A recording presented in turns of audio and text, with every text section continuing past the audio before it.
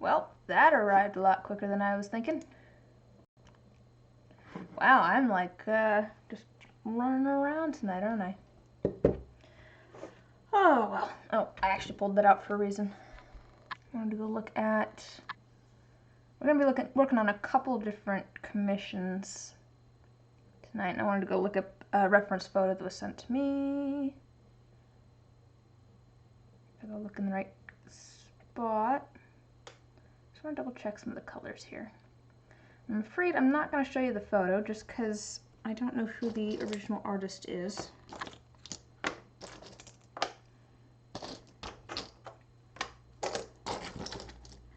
Alright, so it looks like we need a couple of kind of bluish colors.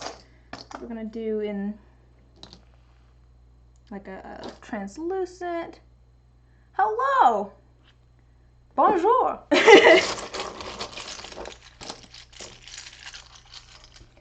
I have my limited, oops, sorry, that's loud. I have my limited amount of French that I'm not going to do because I'm sure I will embarrass myself. But welcome, glad you could make it. We're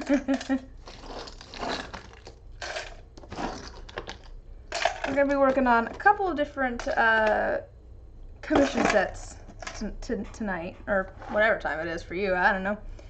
What time is it in France? Oh gosh. It's like 7 p.m. for me, so it's got to be like middle of the day, or I don't know. I don't know what time zone. 4 a.m. Oh gosh. Ugh. Well, I'm glad you could make it. Hi Jen, how are you doing?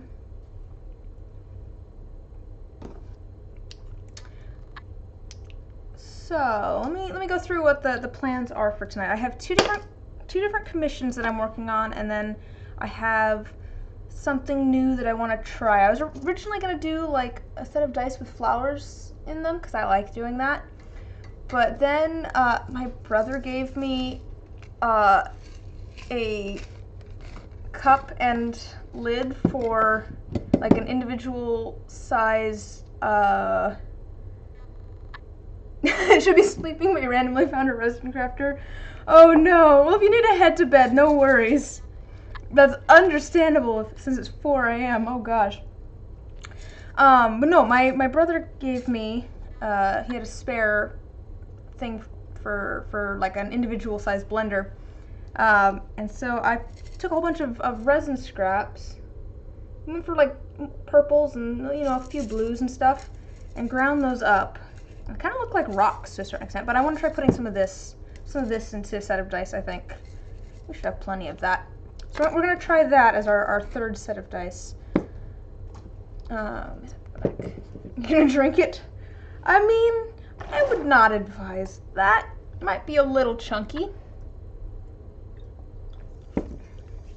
But then the two commission ones. The first set, I'm going to be doing a set of, hello War Pony.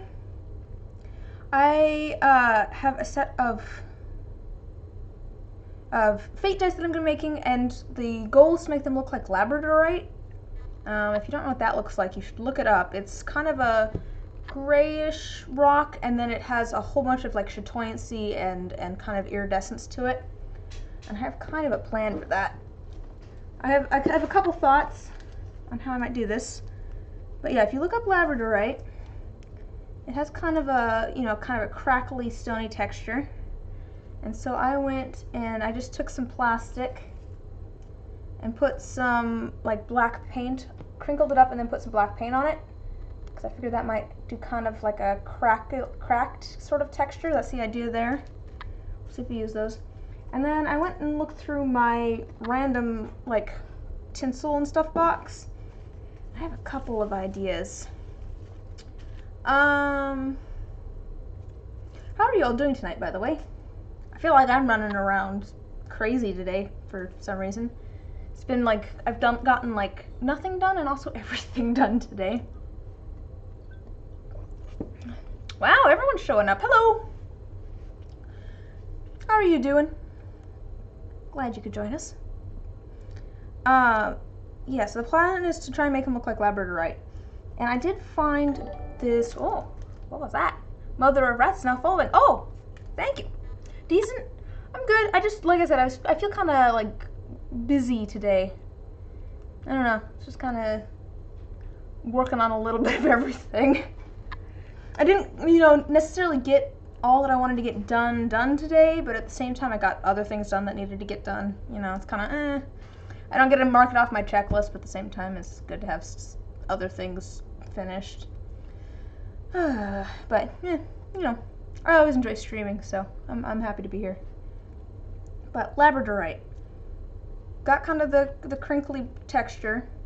But yeah, if you look up Labradorite, and it's spelled, I think it's spelled like dog, like Labrador, right? But yeah, it has kind of a blue-green sort of hue to it. And I found this blue I can't hold on to it apparently. I found this blue holographic paper in my box of random like tinsels and stuff. Alright, have a good night. Glad you could stop by, but yeah, go get some sleep. But it's, it's kind of blue, holographic, and I felt like that had kind of a similar sort of look to it. It has, some of those other colors in there, which is not a bad thing at all, but it has that blue base. And I was debating between that, and I did, glue some of it back to back and then cut it up into some little pieces. So we could add those in there. I don't know if the white, slightly thin edge is going to be an issue or not, but we'll cross that bridge when we come to it. So we have that as an option. Or I could go for, looks like hollow deep sea ice with all the crackles and striations. Yeah, I'm hoping that this will kind of work as kind of the cracked sort of look. We'll see.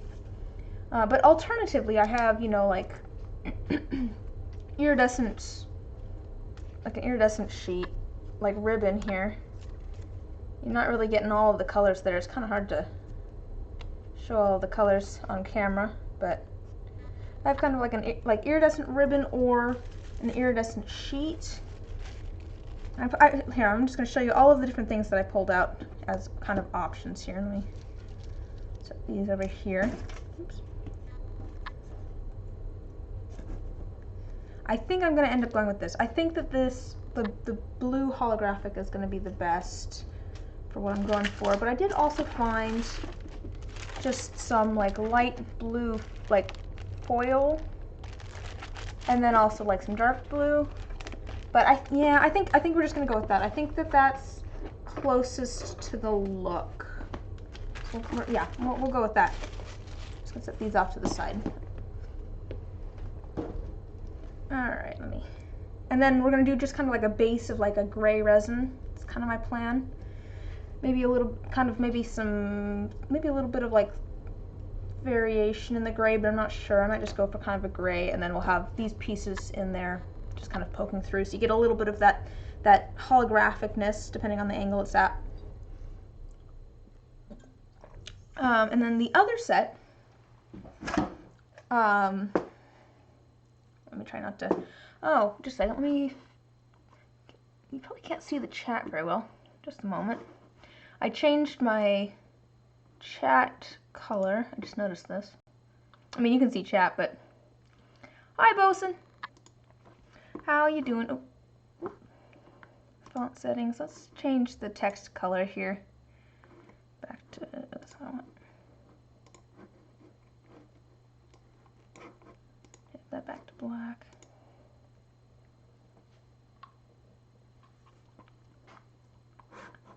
Is the black? Oh, maybe the white was easier to read. I don't know. All right. Yeah, and that's why I pulled out these blacks. They're actually two slightly different ones. One's a little bit more orangish and one's a little bit more purplish, I think. I don't know. I haven't decided. I don't think you'll be able to see. Oh, actually, wait. I'll pull out my phone and I'll put a light. We'll see if I can make it so you guys can see the kind of difference in color. We'll see if it'll show up. So there's one option. You can see it's kind of a a warmer black. And then there's the other option. Yeah, actually that works pretty well. You can see kind of it's kind of a bluer sort of black. So I don't know, which one would be better. I usually tend to go for like a bluer sort of black, just because, I don't know, I feel like the cooler tones just kind of add to the black almost, but I don't know, I'm not decided yet on which black I want to use to make a gray. I'll make a gray. Probably the bluer one. I think probably the bluer one, since we're going to be making kind of a gray and we want it to kind of tie in with like this sort of blue and stuff. We're going to go with the kind of the cooler tone black. And then this set, I'm going to be trying a couple of kind of new things. The first thing, I did sort of a test the other night just to see how this would work. And this one's kind of messy. I tried to make, the one that I'm going to be doing now a little bit cleaner, but and I painted the inside of the molds along the creases with gold paint, and then poured the resin in, and so then it ended up with like a gold outline. And yeah, I painted all of these molds earlier today, and like just starting out, I was just like, I feel kind of bad quoting them as this being the complex thing, and then about 2 hours in, I'm like, no. I'm glad that I quoted this as the complex listing, because this is taking forever. It take a long time, and I'm hoping that the D20 will turn out all right. I worry there's a little bit messy on the inside, but I think it's going to be okay.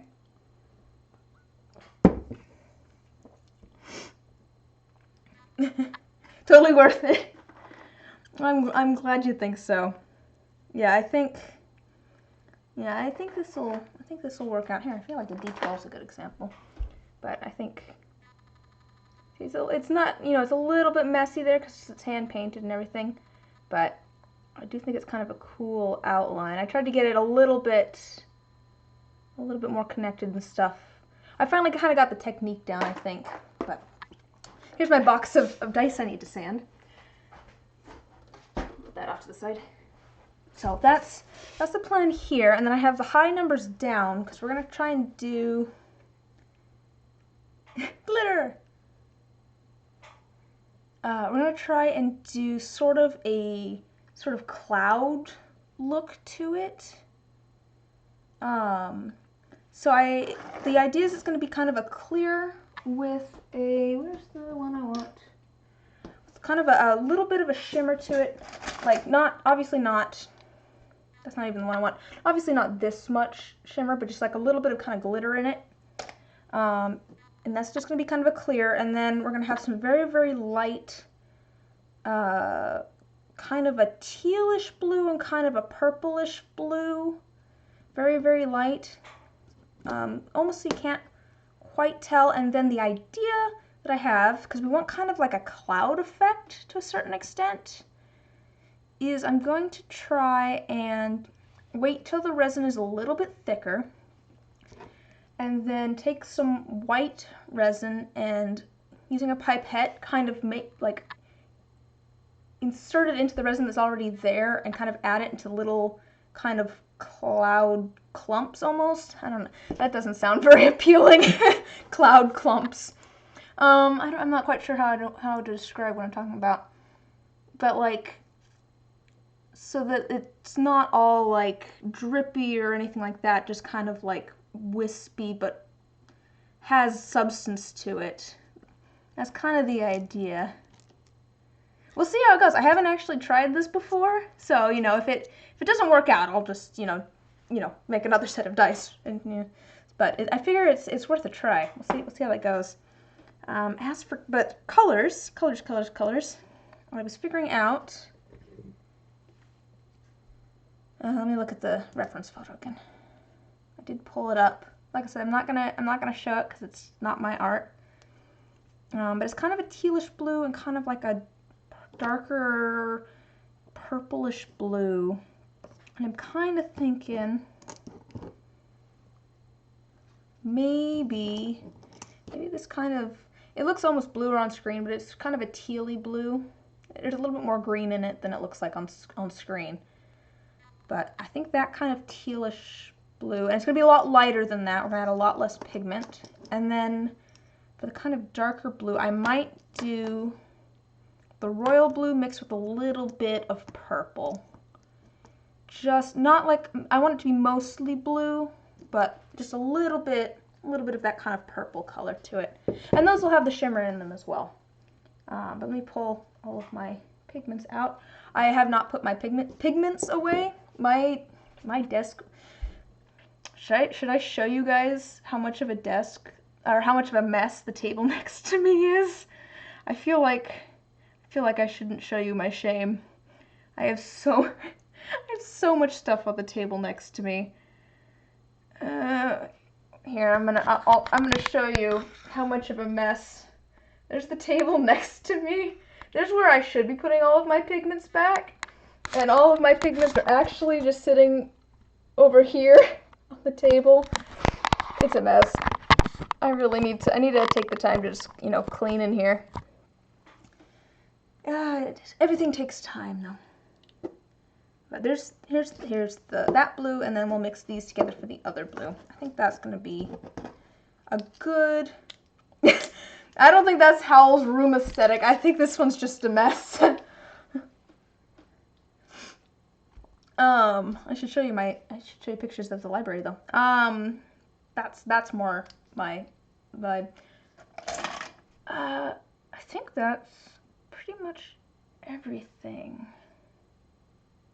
I think that's, wow, I think we have everything kind of. Howl was messy, that's fair.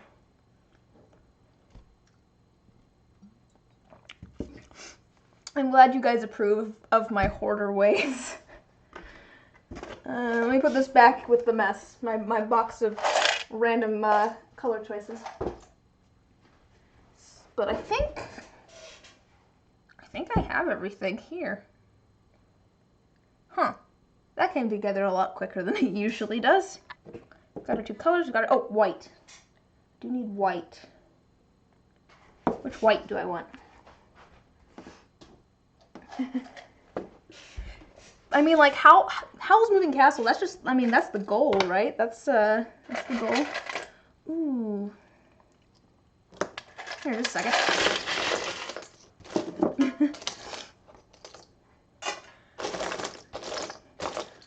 I don't know why, but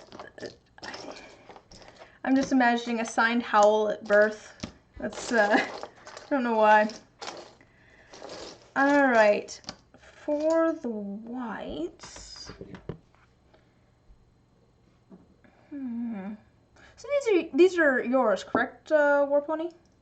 Oh yeah, I would assume so, since that's who messaged me. For the white, I'm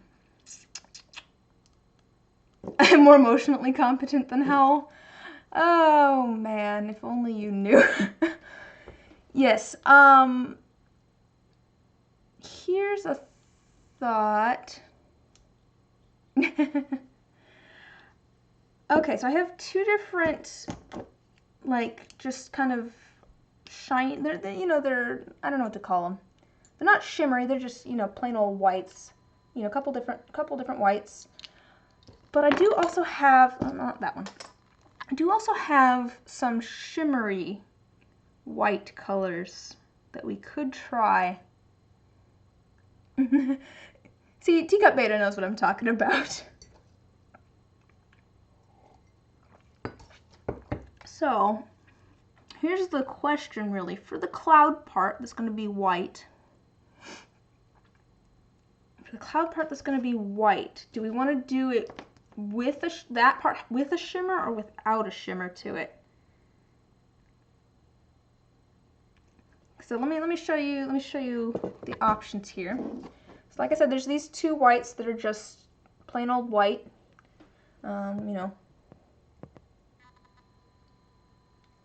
yeah, they're just white. But then I also have these two, which are like pearly whites. I don't know if I'll be able to show you. It's really hard to show the kind of pearl colors. The pearl colors on the screen, but these are both just kind of pearly whites. So that's option. And then I also have these two, which are white, but then they shimmer into a different color. So, you know, they're both white, and then when you get light on them, one is gold and one is purple. So, what do you think? Do you have any thoughts on the matter, Warpony? Since these are your dice, I'm just thinking. And the rest of the resin is going to have a little bit of a shimmer to it. We're going to add a little bit of this mica powder that'll just add a little bit of kind of, not glitter, I guess a little bit of a shimmer. It'll be clear, but have a little bit of a shimmer to it. Just, you know, sparkles. You think the pearly ones? Yeah, maybe this one. I think this one maybe. All right, let's redo that one. Or I might do a mix. I might do this white and some of this, just so we can make sure. Let me find the correct one. Yeah. I also have a box on the floor because I got a packaging from, oh, here it is, Amazon today with more resin. Okay, I think we'll do a mix of those two together. I think that'll be kind of nice. It'll have a little bit of a shimmer to it, but it'll kind of match the other one. So it's not like super shimmery, just has a little bit of a shimmer. I think that'll be good.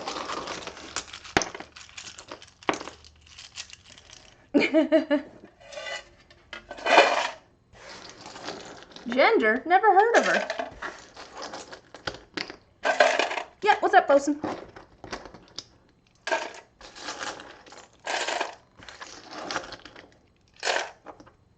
Alright, so I think we actually have our colors figured out there. That was a weird sound that my chair made when I kicked it. Nope, didn't do it again. Hello, Past. I'm doing good. I'm feeling good now that I'm streaming. I've been kind of running around a little bit all day working on various things, but it's nice to just sit down and actually make some dice. I think we're almost ready to go. Let me just figure out what I'm doing here. I'm gonna do kind of some measuring here.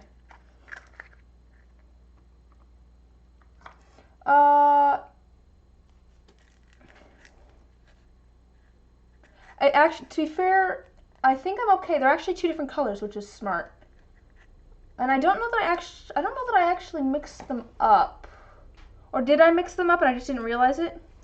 Usually I pour them one at a time and then put the lids back on. I think maybe I got a little bit onto the lip though, because it's getting a little gummy. To be fair, one of the things that I just got in is more resin. I just ordered more because I am running low anyways. But yeah, if I do it one at a time, it's fine. I do have a Sharpie though. I just pulled these molds out, earlier today, so they're all nice and clean, and I just marked the tops. Oh, yeah. That was with the smaller containers. Yeah. I think I'll be okay, but it's a good idea, but I think I'll be okay, because at this point, I usually only use one bottle at a time. So it doesn't usually become a big issue. Do I actually want this to be smaller pieces?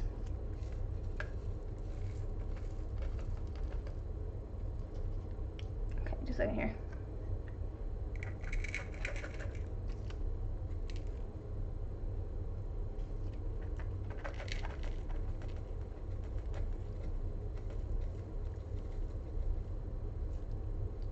This is just kind of resin dust almost. Let's see here.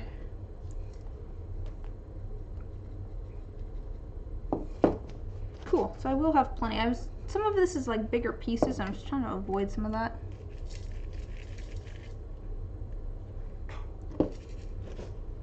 Let's get.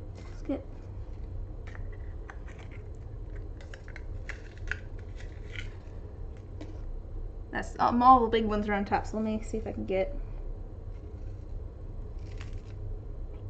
about 30 milliliters of. Problem is that it's like it makes dust, which is not good to breathe.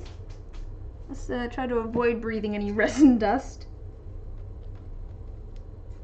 That's a big piece. Favorite dinosaur? Oh, I do. Hi, Smash Raptor. Very good timing there. I was gonna say Velociraptor 2 just because I like the idea of like ancient chickens. I don't know.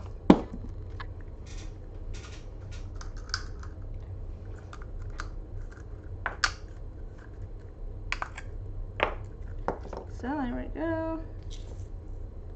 Oh wow, that seems like a lot. So actually we're gonna maybe try and get some of the larger chunks out of here. Yeah, it's true. I don't know, I feel like I was never really a big like dinosaur kid. Maybe I was? I just don't remember. Like dinosaurs are cool, but I guess I never really thought about having a favorite one. But probably raptors, like velociraptors, cause tiny dinosaurs. I think maybe I liked the Triceratops when I was younger.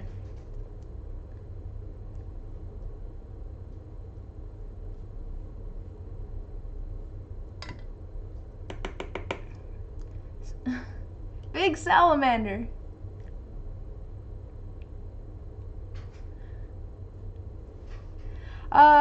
We're working on a couple of dice commissions, and then I also have a whole bunch of ground up resin that I'm gonna try and make something. I'm gonna try mixing this all together with some fresh resin, just a little bit of fresh resin to stick it all together. I'm putting it in a mold, and we're gonna see how that goes. I'm just trying to get some of the bigger chunks out. I think this might end up looking cool. I showed you guys. Did I show you guys the sprinkle dice that I made? I feel like I unmolded those on stream, maybe. I feel like I'm giant weird dog. Can you choose Godzilla instead?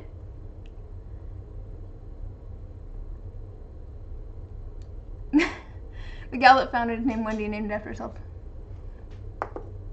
T-Rex if it has feathers. Yeah, I feel like people need to draw more dinosaurs with feathers and also any sort of fatty tissue. Like, can we please just have some like giant chickens? Like, I don't know, that's just the idea of giant chickens is so appealing to me. I don't know why. Hey, do you think dinosaurs tasted like foul? Oh yeah, no, yeah, they definitely had feathers, but like do you think that like if you ate a dinosaur it would taste like chicken? Or turkey or something like that? I like turkey. Like that'd be a big old meal. Or like alligator. Just gamey. No, that's true. They would probably taste very gamey. Now I'm just imagining farm-raised T-Rex. You know, just for eating. I think I'm gonna actually take a little bit. You try mammoth. They have lots of chunks of frozen mammoth. We had this movie. Don't do it. I mean, to be fair, from what I know of chickens, if they were big enough to eat people, they would. Chickens don't care what they're eating. A giant chicken would be terrifying, which I guess is kind of the point. Science, baby!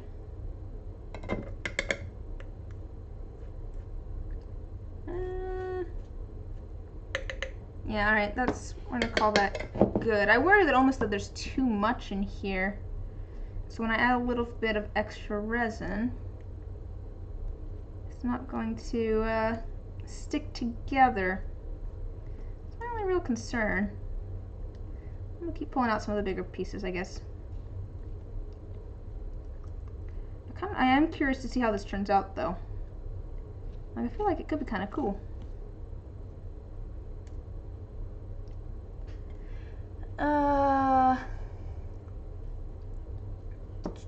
Scars prove roosters are devil spawn. All dinosaurs would act like swans. Oh no! Oh no, no! Wait! Oh my gosh, guys! What are the dinosaurs with the big long necks?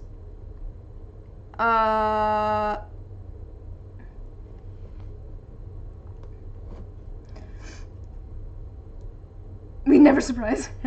Survive, yeah. They're not sprues. They're I don't really use Gallimimus. Is that the one with the long neck? Now I'm just imagining those as giant swans. Hadrosaurs. I don't know enough about dinosaurs. I use cat molds like this, so they don't actually end up with sprues, but I do end up with kind of a layer of resin around the top. Let me see if I have any over here.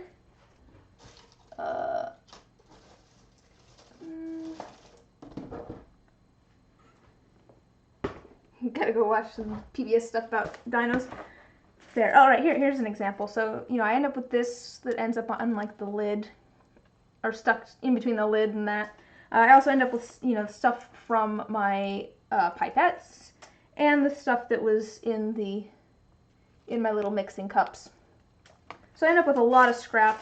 This is not my only box of scrap. I have 2 other bins like this of scrap. There's so much scrap. But also, grinding it up like this really condenses it a lot. Like, this is probably almost a full thing of this that's been ground up.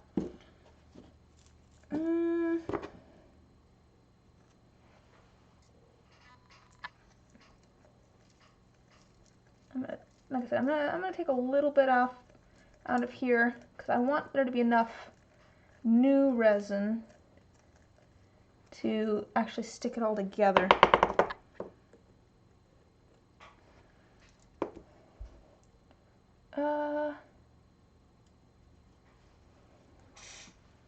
What was just... Bosun, what did you just send? Bosun! I'm not gonna click on a link without knowing what it is, Bosun. Or having some sort of warning that it's about what we're talking about. Let me just grab a couple of these big pieces.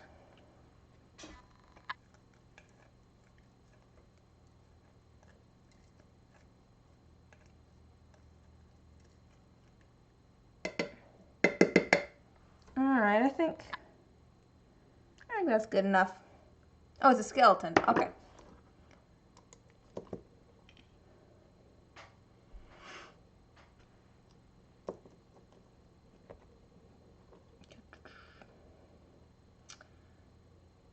Huh.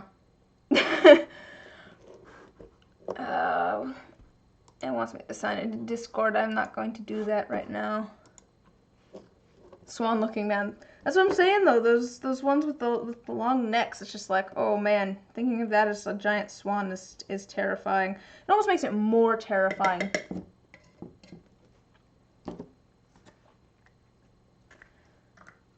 All right, fiddling around with that enough. Let me get all my cups ready to go with all my different pigments, and I think we're actually going to be ready to go. This might actually go fairly quick.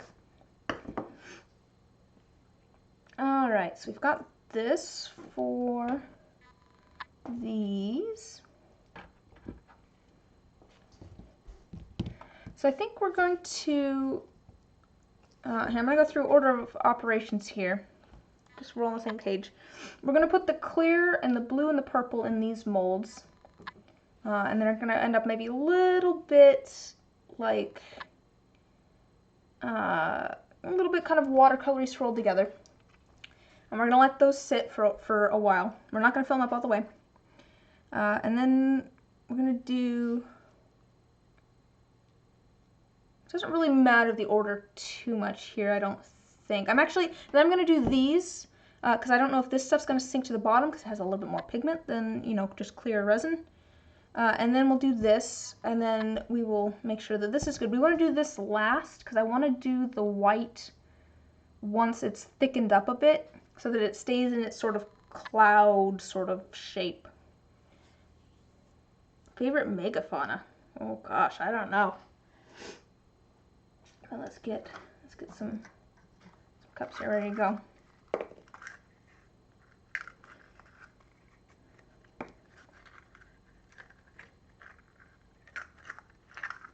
I should probably just grab some clean ones. This one's fine, this one's just blue. So that one can be blue. Terror birds. This is gonna sound weird, but I always think of like capybaras as being like giant guinea pigs. They just kind of look like giant guinea pigs, and I realize that they're not, but they kind of are. They just seem so chill. I'm not saying that they're megafauna, but like, they absolutely look like giant guinea pigs. I know they're both rodents. Yeah, I know they're both rodents.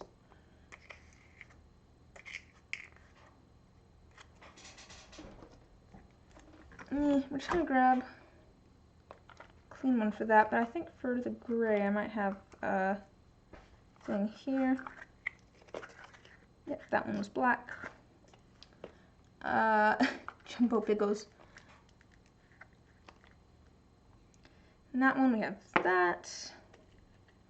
Just need something for, so we have 4 different colors of resin here. Oh, I need to think about how much.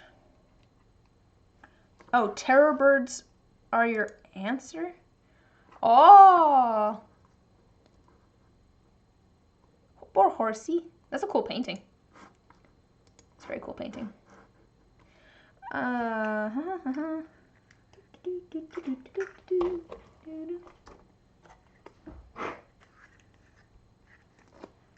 Excellent. And I need one for blue, which I have right there. Alright. And then that one, what do you think about Labradorite? Does it have any sort of, I'm trying to think if there's anything else I want to add to the Labradorite.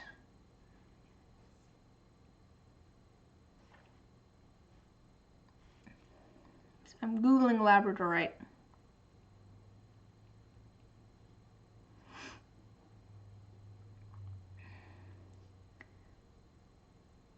So here's, oh, just a second. Here's like some pictures of Labradorite. It has that kind of, you know, blue, green, a little bit of some other colors sort of trying to see. I think we're good. I think that's all we're gonna need. We're just gonna need like the one color of the gray. Should we do 2 colors of gray? Should we do like a lighter gray and a slightly darker gray? What are all of these?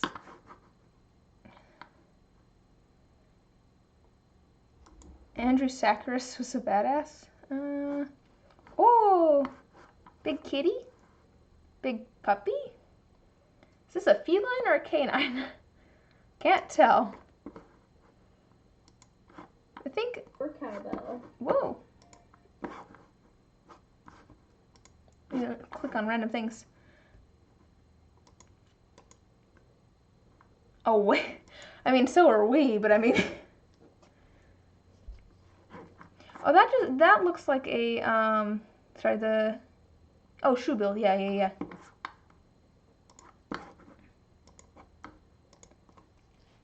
Shoe-billed stork.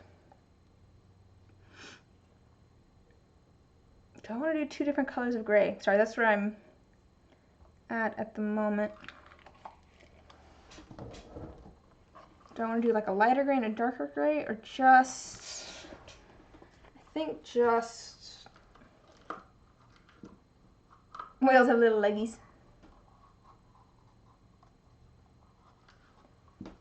They don't lie. Those hips don't lie.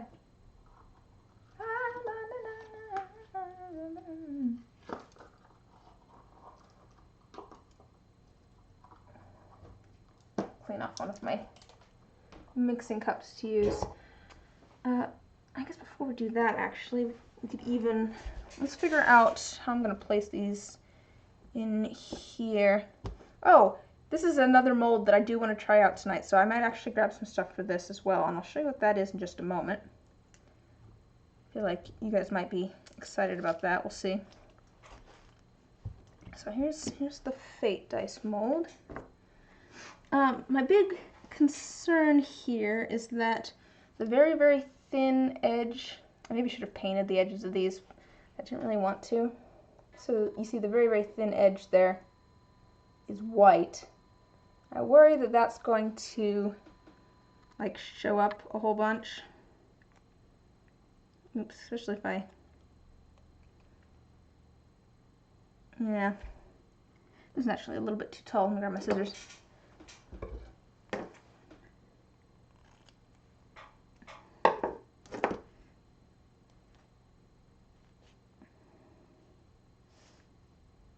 Yeah, I worry that it's going to be super, like, obvious that it's paper. Does that make sense? It's not really what I want. Yeah, I don't want it to be obviously paper in here. But again, I can always, you know, try it, and then if it doesn't quite work out, I'll do something different.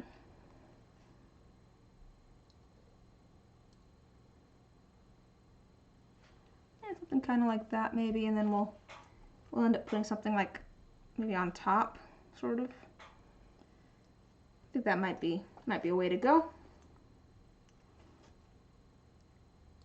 Just a little bit too tall again.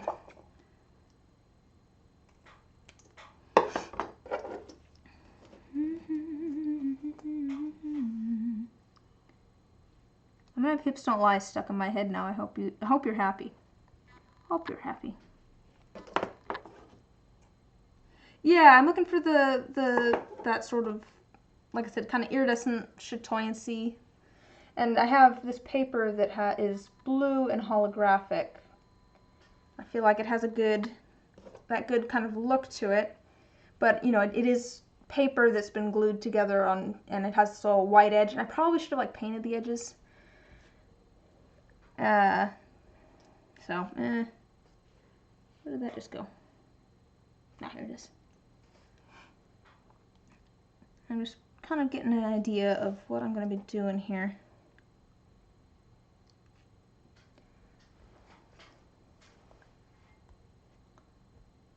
You're heading out? All right, have fun. Thanks for stopping by. I'm glad you could make it. All right, let me. I'm just thinking here how I want to do some of these to make it not look like paper. I think I'm going to end up like kind of putting these in after I put the resin in, maybe.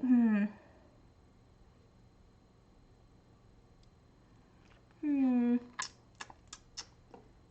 just thinking.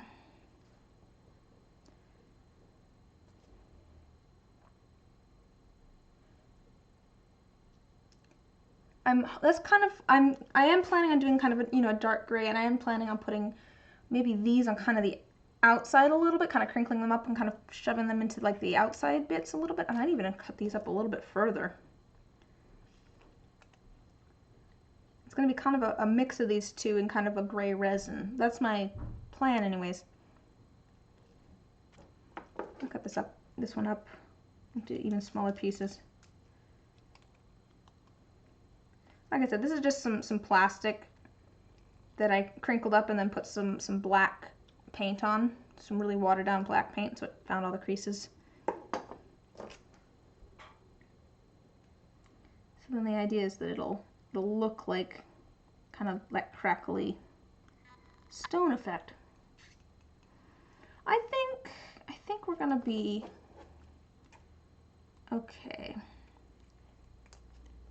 think we've got enough pieces here. I think I think we'll end up adding, you know, we'll do kind of like the light gray, not quite fill it up all the way, and then I'll start adding these pieces just a little bit at a time. And I do think that I want these crinkly bits smaller like this so that I don't get air trapped in them. So I'm going to cut those up. I'm going to set these off to the side that I know fit in here. Let me see if this one fits in here. Oh, that does actually fit in there. Alright. I think we've got all of this.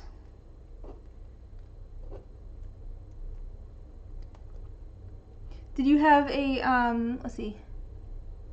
Did you have a different idea, Bosun? On the labradorite front?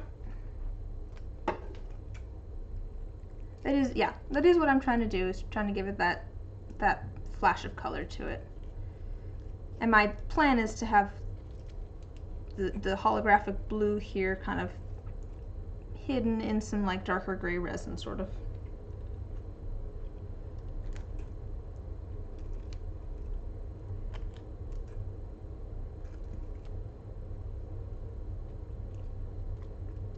Okay, let me cut this up into smaller bits. I don't think we'll need all of this even.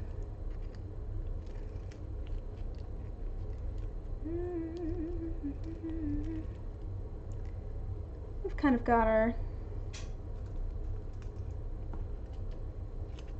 pieces here.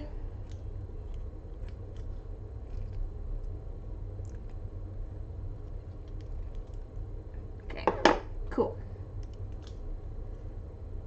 I'll set, I have 3 more of these random plastic pieces. I'll set those off to the side. I might end up, you know, remaking these and still using those. So here's all of our pieces. And then we're going to do gray resin. Send a video of one die that you have. Sure. And then we've got this, which is just going to be probably clear resin. I might add a little bit, maybe some blue to it. And then this is a mold that I finally finished and I want to try out. And this isn't going to be for anything except for me, probably. But I made a mold of some Legos. And I kind of want to try making some custom Legos for myself, because I feel like that'd be really cool if I did like Legos with like flowers in it or something. I feel like that'd be cool. So let me think about what I have here. And I think I'm gonna try doing like flowers. And I think those might all be. Let me see what I got. Got these, and I've got some other ones, smaller things too. I want something that's kind of flat, because you know, it's not very thick space once I put the lid on. Oh, excuse me. Let me pull out my box of flowers that I've dried instead of ones that I bought.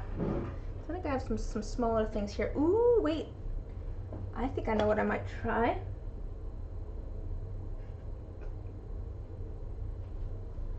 I have some little tiny clovers that I pressed. See, that might be cute in here. Do a clover. Let's see, what else do I got here?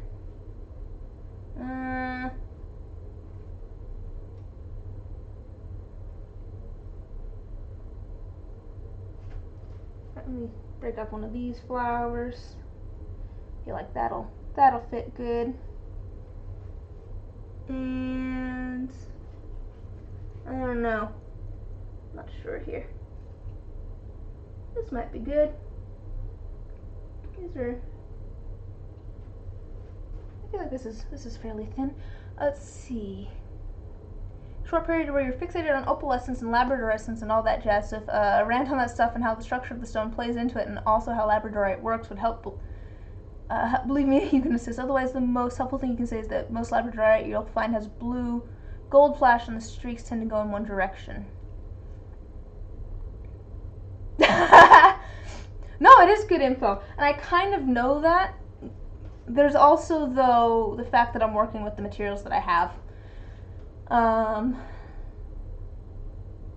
Yeah. Yeah, I have like a blue-green pigment that like I could use at some point, but I don't know. Ooh, I wonder if this would be too thick, but let's try this. I'm gonna try this one in here. Perfect. And this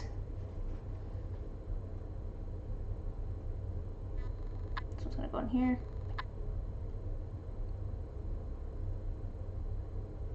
I think it needs like a leaf or something. Let's see if I have a little tiny leaf somewhere.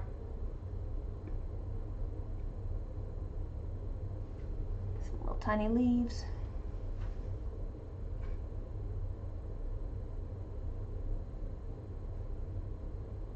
This is something I've kind of wanted to do for a while. Try and make some like other Legos. No, yeah, it is. Feel free to rant about whatever you want to in the chat. I'm always interested in stuff like that. I do know a fair bit about rocks. Do I have any labradorite? I don't know that I have any labradorite, but wouldn't surprise me if I did. I grew up with my dad, who collected rocks. So just through osmosis, I've learned some things, I suppose. Maybe a set of these.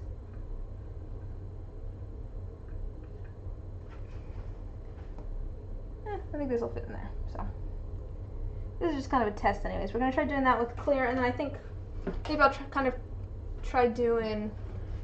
Oh, I don't know. Maybe like just a clear with the shimmer. Maybe I'll make some extra of that. So there's those. Set those off to the side. We'll see how well that goes. But otherwise, the trick mimicking the fly. Oh, I see what you're saying. I see what you're saying. Mimicking where it doesn't show up and then suddenly it does show up.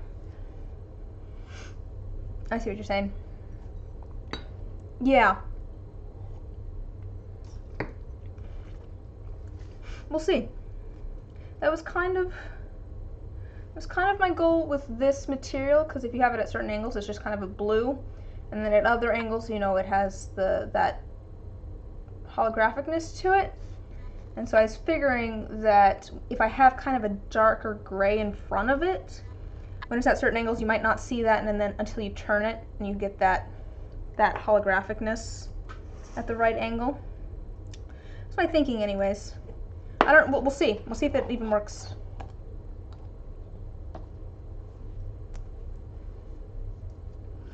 I mean, I have a purple to orange multi-chrome. Yeah. That was kind of one of my other thoughts, was trying to take some sort of flat sheet and then either paint it with some sort of duo or multi-chrome pigment. We'll try this though. We'll see how it turns out. It may very well end up that I'll end up, you know, making another set of dice, which is fine. But we're gonna try this and see how it goes.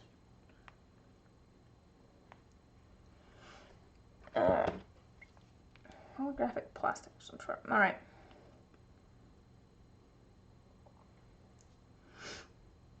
Oh look, Bosun sent me a video.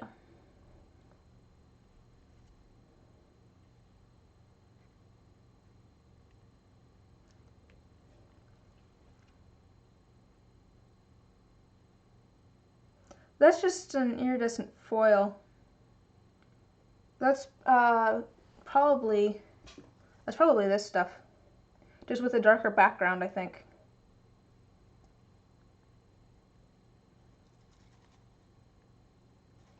Yeah, it looks like an iridescent foil.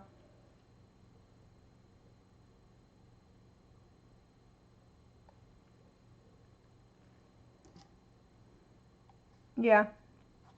Yeah, that'd be my guess here, Bosun. Pretty colors.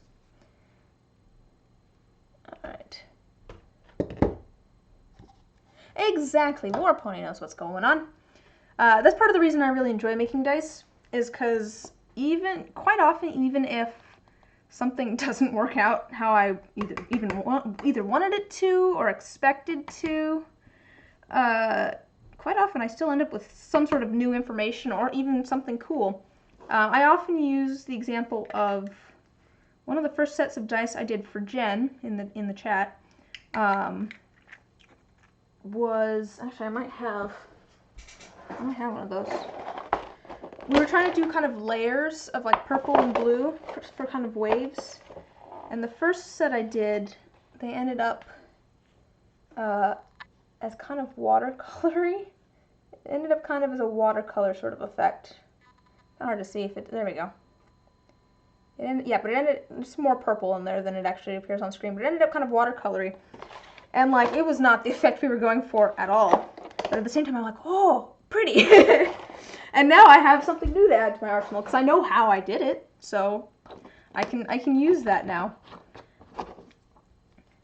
All right, there's a little bit of that, and then we're gonna add a bit more to this one. I do need to think about how much of each color I'm going to do. So a set of dice takes about 30 milliliters. We're probably gonna do a little bit more than that, so that I have enough for, you know, I'd rather have a little bit too much than too little. So let's say 35, but so going by 30, we want it mostly to be the clear, probably. Maybe about half and half, so maybe about 15 of the clear.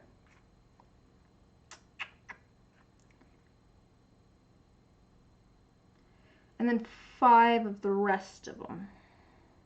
I think that might be the way to go. So 15 of the clear, and then 5 of this blue, 5 of this blue, and then 5 of the white. I think that might be how we go. What's in this cup? It's supposed to be clean. Okay.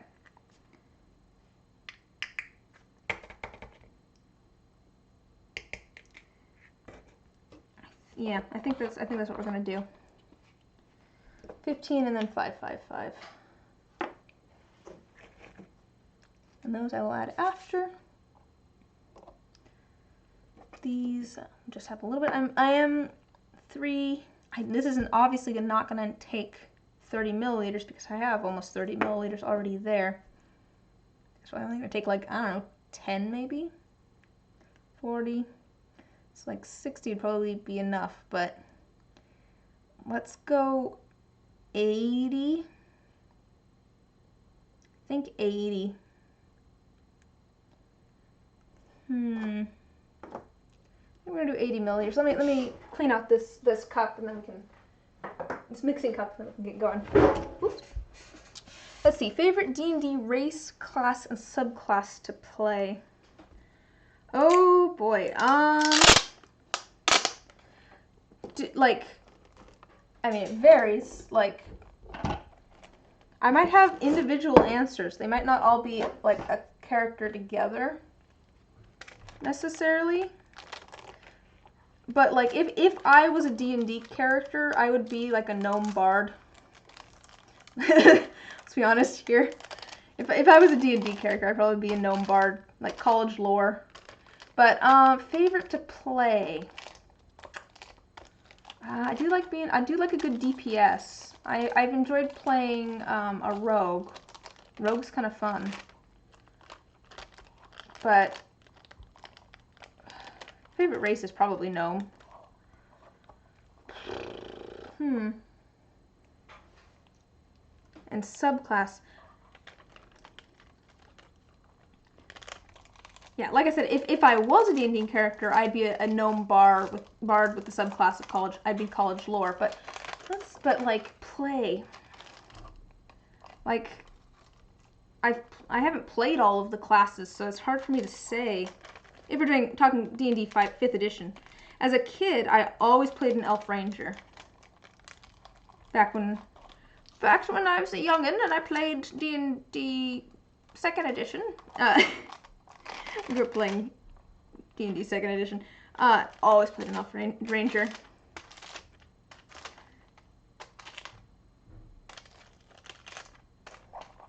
But let's see. Oh, what I'm doing is I turned my mixing cup inside out and it had all sorts of drops of resin on it, and I'm just using some packing tape to pull all of those off. Who didn't? I don't think I've even played Ranger in 5th edition though. I played Ranger in Pathfinder. I don't know. I finally played a cleric for the first time. Well, I guess it was more than a year ago. But I did finally play a cleric for like a one-shot, and that was surprisingly fun. Cleric was surprisingly fun. Maybe rogue. I think rogue. Clerics are cool because they're super versatile. You can do pretty much anything you want as a cleric. You can set them up for, you know, being a healer, being a tank. Like, there's so much versatility there. I do think it'd be kind of cool to have a party that's all clerics, because you could do that. Because you could have a party of clerics where one is a designated healer and one's a designated tank and another's a designated DPS. Like, you could have a balanced party with all clerics. Yeah, I don't know. Call them the Amen team. Oh, wow.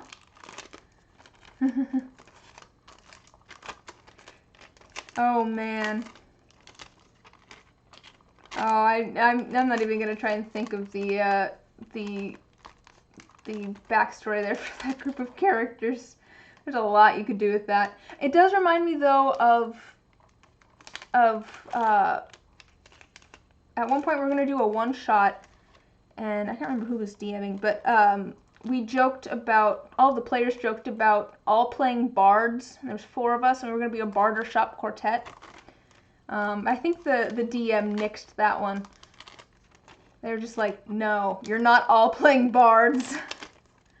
It would have been terrible, terrible party composition, to be fair, but like, it was a fun idea. Yeah, so not together, but I think my favorite race is gnome. My favorite class is rogue, and my favorite subclass is college lore for the bard. I'm gonna go completely 3 different things for my answers. 4 monk brother turtles.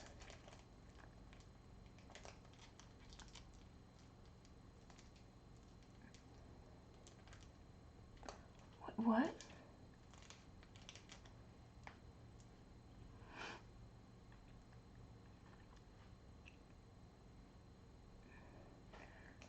Oh, I see what you're doing. Teenage Mutant Ninja Turtles. Sorry, I got distracted by Bosun's comment. I was thinking about it. Thin layer of translucent gray, and then did a core of blue shimmer, so the outer layer is smoky, but you can see the interior if you turn it a certain way.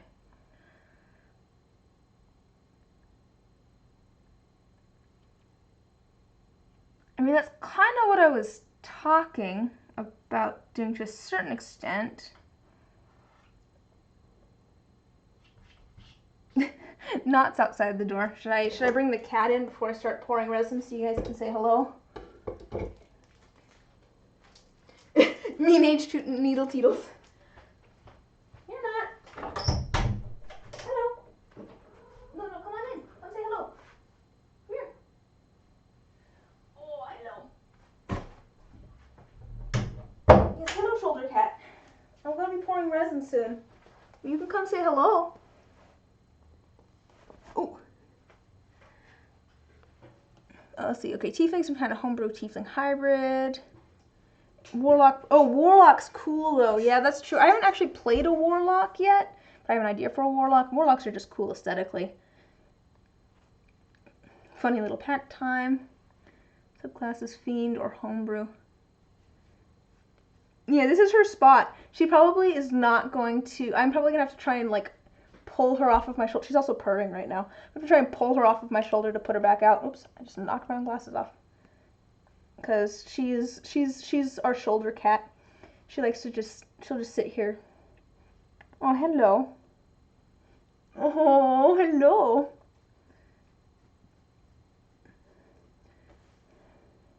Speech to cat. Do not bite my face. Okay. She has a habit.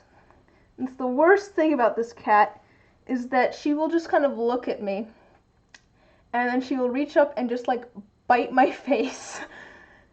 And I don't know why she does it.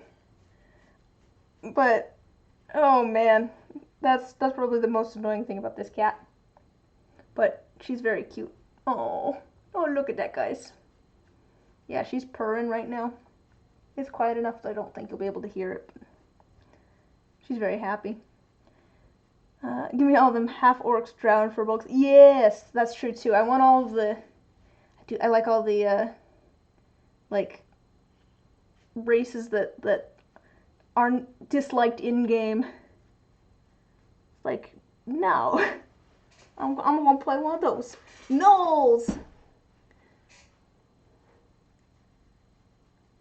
Okay, I'm gonna let you out now because I need to. I'm gonna go set you outside. I'm gonna set you outside the door because I need to go pour resin.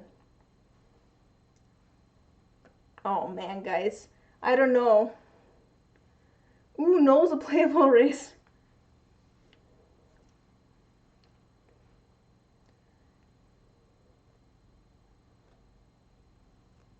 Okay.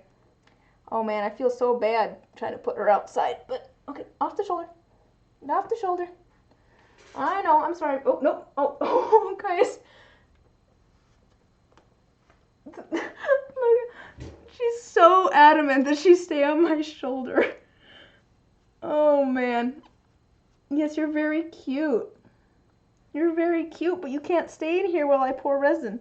And also, I think there's already cat hair in this cup. I don't even know how you did that. How did you get cat hair in here already? Oh, there's cat hair everywhere. Oh no.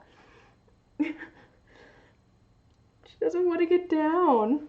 Hello. Yeah, you're very cute. Why are you lying like this? Her city now? Yeah, I know. Sorry, guys. I guess that's the end. No. All right. She's still purring too. Stretch. I know. I didn't stretch. I got distracted by a kitten. She's so cute, but also in the way.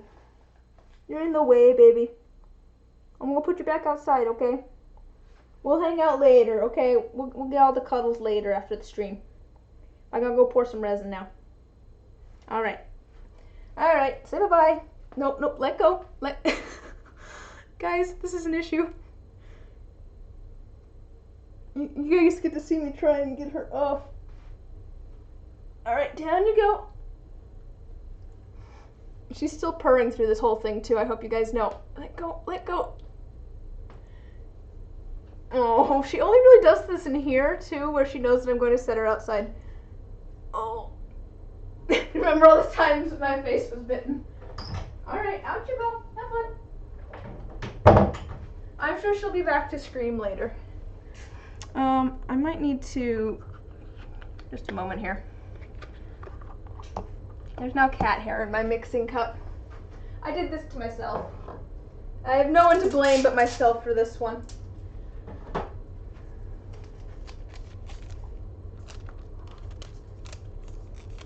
I always ask how I get cat hair everywhere, but I think I've just illustrated how I get cat hair everywhere in the craft room. I think I also have cat hair in my mouth. All right.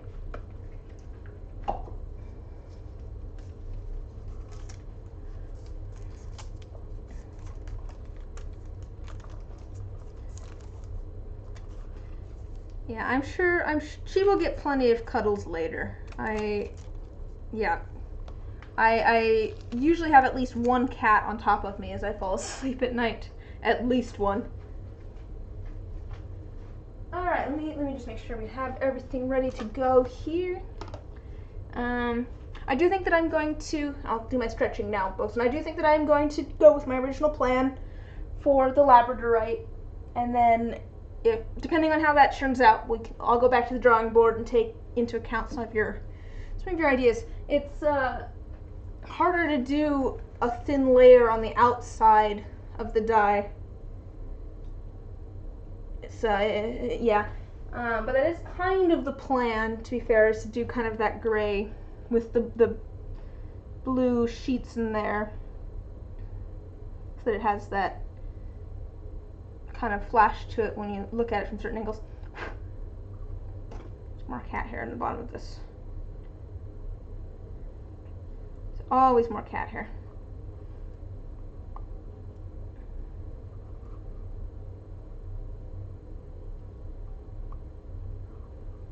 All right. I think we're good. We've got that. We've got this. We've got those. We've got that. Now we're gonna do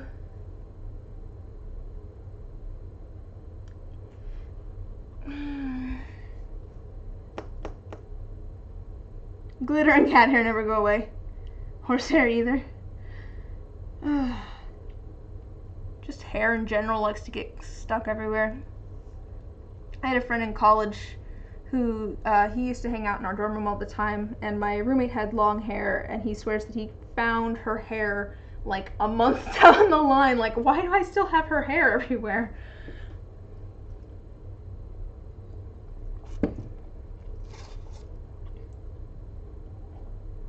Glitter and cat hair enhanced product. I'm just trying to decide how much resin I'm gonna need, because normally, you know, it'd be 3, 6, 8, but this one I have most of the resin right here. I might still do 80 though, and then if depending on how much extra I have, I'll add something else and make something else. So we'll do 80. We'll do 80 milliliters. That's fine. Let me get suited up. I'll do my stretching while I get ready to go.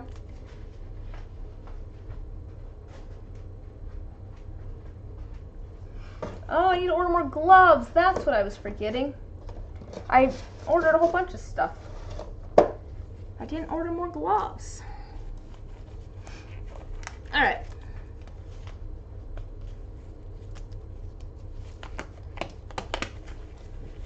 So things are gonna get a little muffled because I'm gonna be putting this on. So I'm gonna sound like this for probably the rest of the video. Just so you're all aware, it's gonna be a little muffled. But let me grab the resin and we'll be ready to go.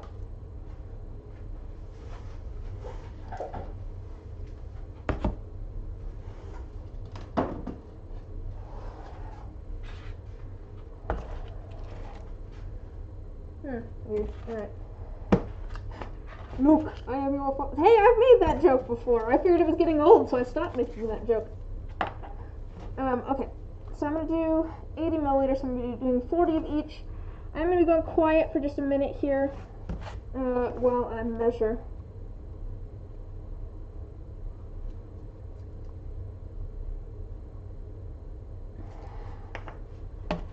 But yes, I'll be back in just a moment after I pour 40 of each. So feel free to talk amongst yourselves about your favorite D&D classes and races or whatnot. Oh man, it's cold in here, so it's even thicker than usual.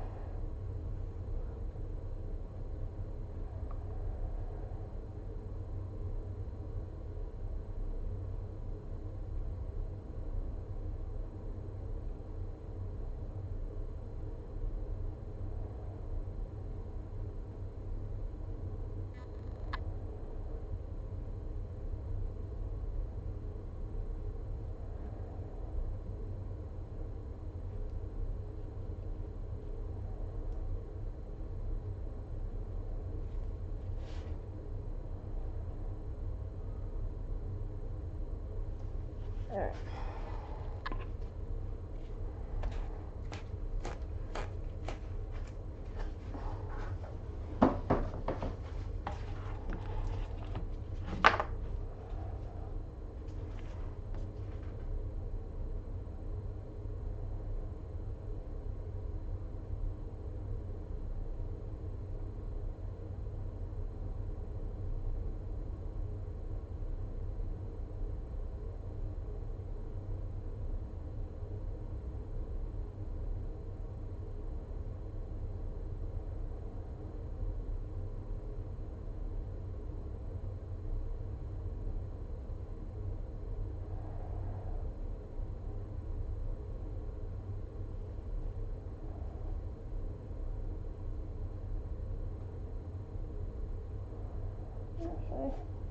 That's good. All right.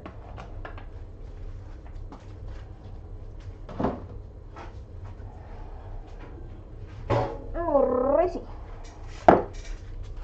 Put a little bit right there. Let's not stick our arms in that.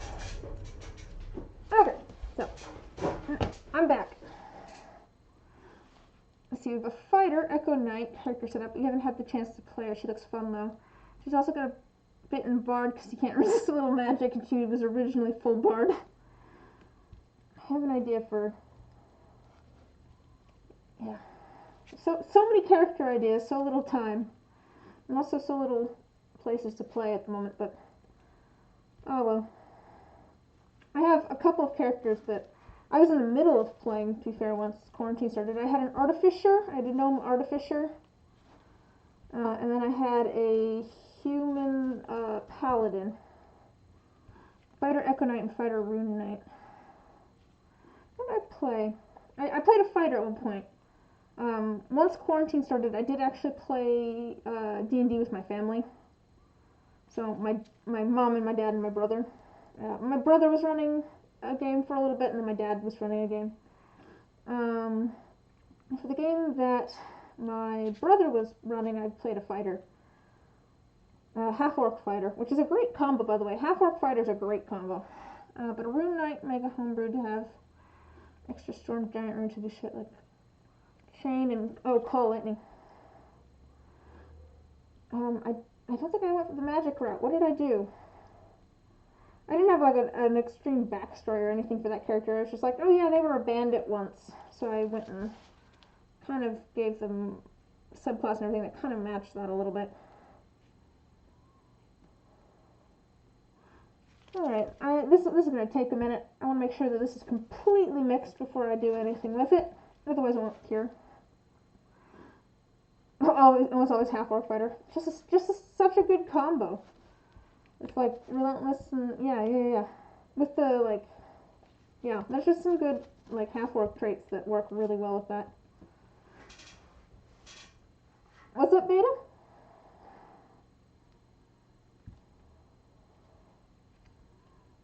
Is it beta or beta?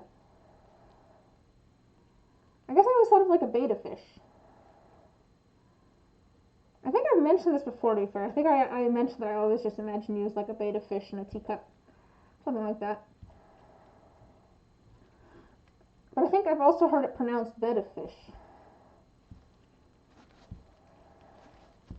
I always pronounced it beta fish. Storm Giant, Lightning, Rune Knight Fighters, a Furbog. Oh, cool. I actually...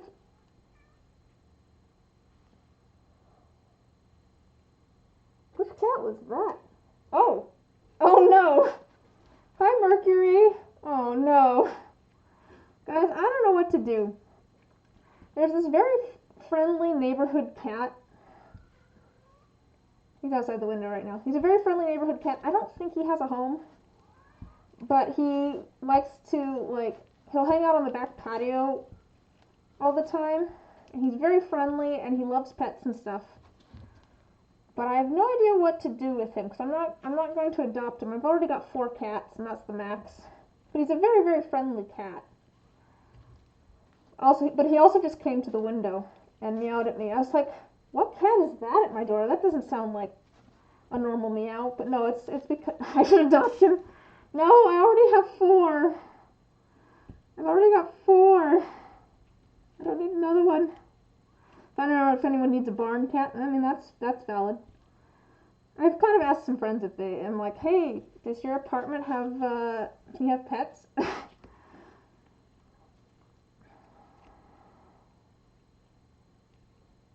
You always said it beta, so that's how you say it, though. The internet has since told you that's incorrect. I've always said beta. So, I mean, I guess as long as we're on the same page, yeah. Limits are reasonable, but also more cats. I'm actually technically over my limit at the moment. My rule for a long time there was, I could have 2 cats, and then everybody in the house could have 1 more cat on top of that, because there was 3 of us living here at one point. And we had 4 cats, so I had 2, and then each of them had 1.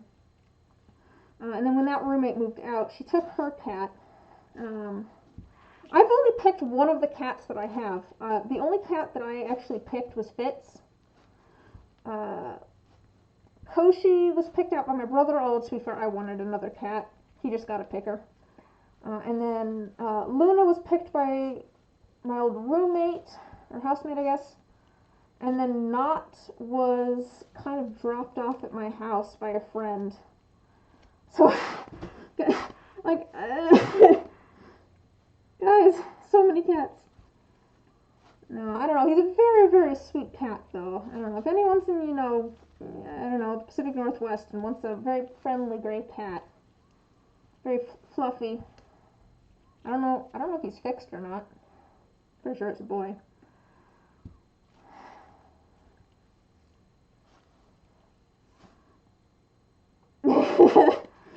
No! I'm already a crazy cat lady. I don't need more. Seriously though, like cats are work and time and money and work.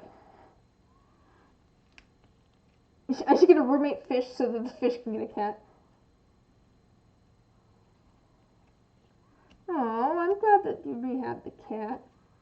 So 3 litter mates, 2 brothers and a sister, and 1 barn cat. This cat would probably make a good barn cat. It's a obviously this cat is hardy because I'm pretty sure it doesn't have a home. Although it is looking better than it did when we first moved in and it was wandering around. Like its fur looks a lot better. It has a winter coat at the moment, but Bosun has the right idea. The problem is here that I can't keep fish alive. I can keep cats alive because they let me know when they need food or if something's wrong, but fish, not so much. Bad at keeping fish alive. I would forget to feed fish. This is why my brother's in charge of the house plants, is because I can't keep plants alive either. They got wind-up fish now. I mean, that's probably the kind that I can keep alive. If my roommate dies, I get to keep the cat. Oh, man. No, but seriously, though, it was a sweet cat, but I really don't think I could do another cat. Also, I think my brother would not be happy if I tried to bring in another cat. Have I ever told you guys the story about the cat that just walked into my house? What if the cat was my roommate? Oh no. Oh no, I feel like I'm being teamed up against my own chat. My own chat is, I don't know if you guys are turning against me or if you're in my favor. It's one or the other. Maybe both. But no, have I told you guys the story about the cat that just walked into my house?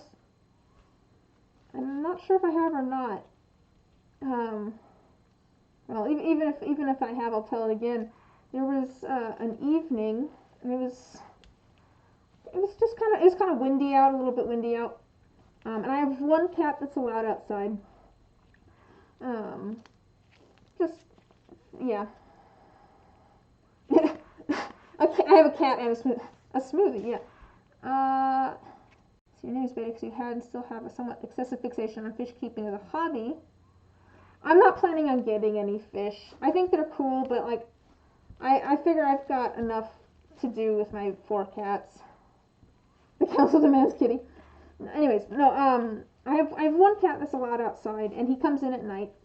And to be fair, the reason he's allowed outside is because he actually comes when called. If I walk outside and call his name, he'll come running. And also I know that he's scared of dogs and cars, so. But he comes in at night. And so my brother got home from somewhere, I don't know where, and he, pulled up into the driveway, and quite often once we get home, Fitz will come running to the door to be let in when we go in. And so it was a little dark out, and my brother was walking into the house, and he saw Fitz come up and walk up to the door ready to go in, and so my brother opened the door, and Fitz walked in.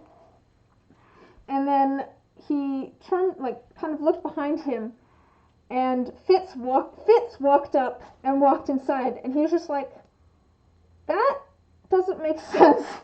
The first cat that walked in was not Fitz. It was some other random cat. And it just walked into the house, and I was just kind of like, I don't know what to do. It obviously belonged to someone. It was obviously well fed and something. It was just, I don't know, it was outside. But it literally just walked around, like sniffed the food bowl, didn't eat anything. It wasn't hungry apparently. Like walked downstairs, used the litter box, and then walked back upstairs. Finally, my brother convinced me to just put the cat back outside. It obviously belongs to somebody. It'll go home. It probably belongs to a neighbor.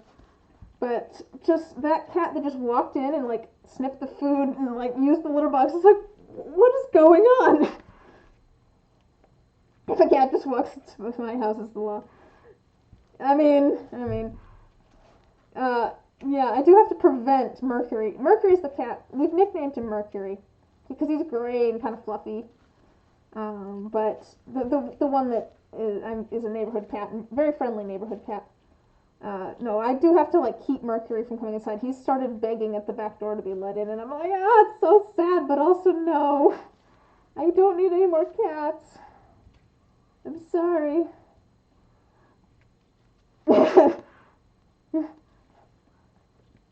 Hey, mind if you use your bathroom? Thanks, love. Also, I live here now.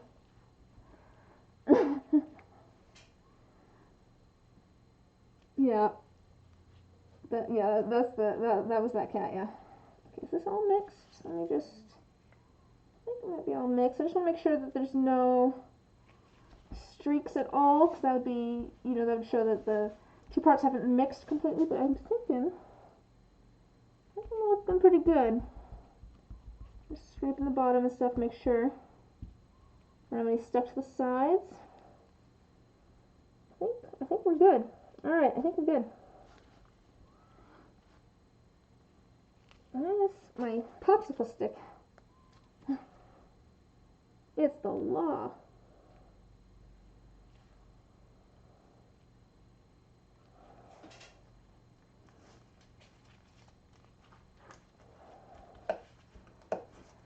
Alright, so let's divvy this up a little bit. So let's see here. For the cloud dice, I'm going to do about 15 of the clear with the shimmer.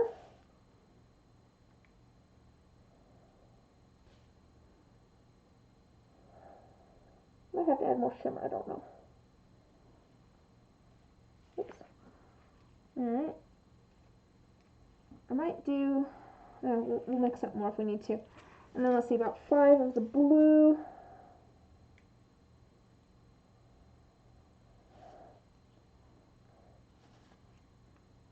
And 5 of this blue. This, which might actually be more than I need of these, I don't know. I might want more white, I'm not positive. This isn't an exact science here. And then probably about 5 of the white is my plan. So, it's opaque, so when you kind of add an opaque color along with a clear color, you can usually see the opaque color more than the clear color. So we really don't need as much of the opaque as the clear to make it look like it's an even amount. Alright, as for this one, we want probably about maybe about 20.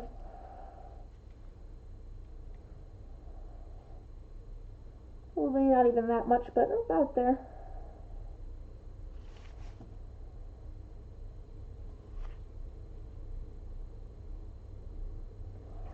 Alright. I feel like I don't have...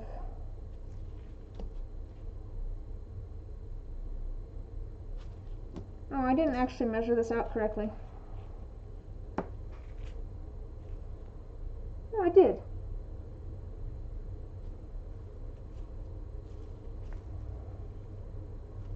Oh, I think I went overboard a little bit, that's fine.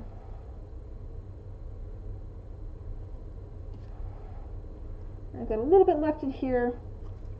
I might not actually end up doing the Legos tonight, but that's okay. Probably gonna go for the evenings to have stuff for us to do, but thanks for the stream. Oh, alright, have a good night, Beta. Thanks for stopping by. Glad you could come hang out for a bit. But have a good night. Let's see if I can... This is kind of what I meant about having enough to get this all to stick together. I need to kind of saturate it. I definitely need more because it's kind of dry. But, well.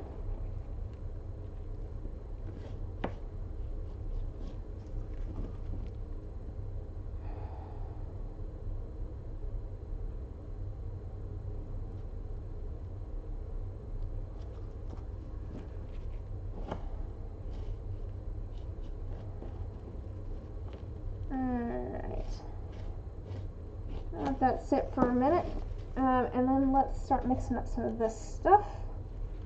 I do want to put in like the clear now, I think. Let it settle a little bit before I start doing everything else.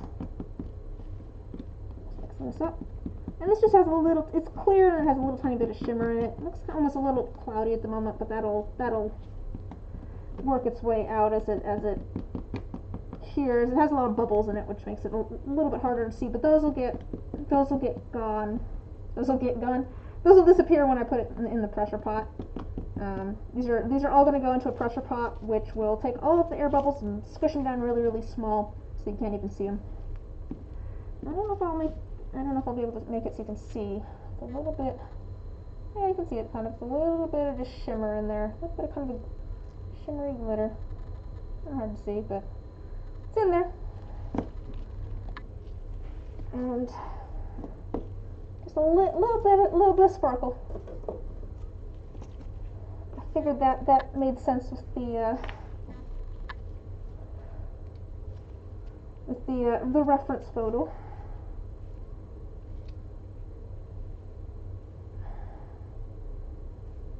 I'm going to fill these up about halfway.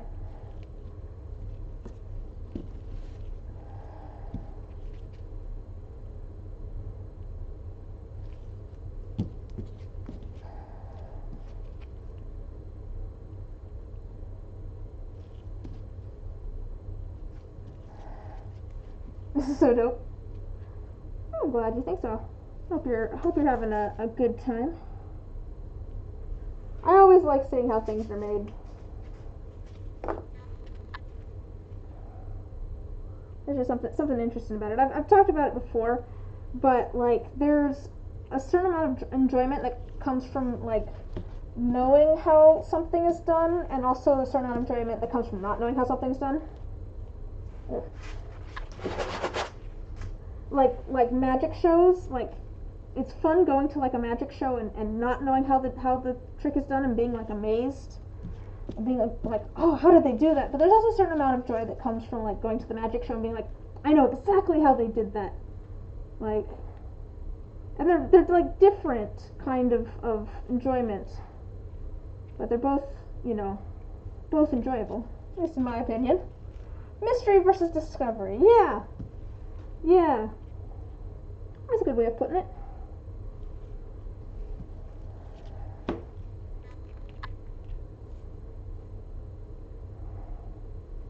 Well, excellent. I actually have a little bit more. I'll put a little bit in here. So I usually,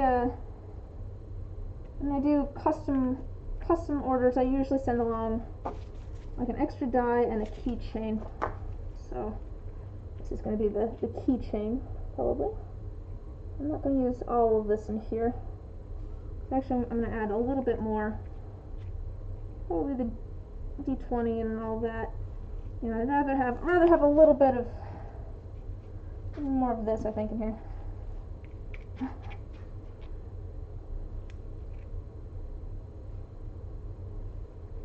want to try and avoid scraping the sides too much. I don't want to get all that gold off. I have a question for you, War Pony. If you'll answer it, where did you find out about my dice? I'm kind of curious actually where people find out about me making stuff. Was it on Tumblr or?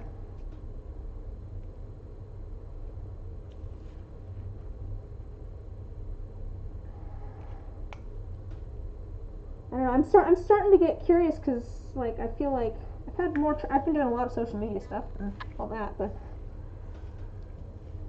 I'm not really sure.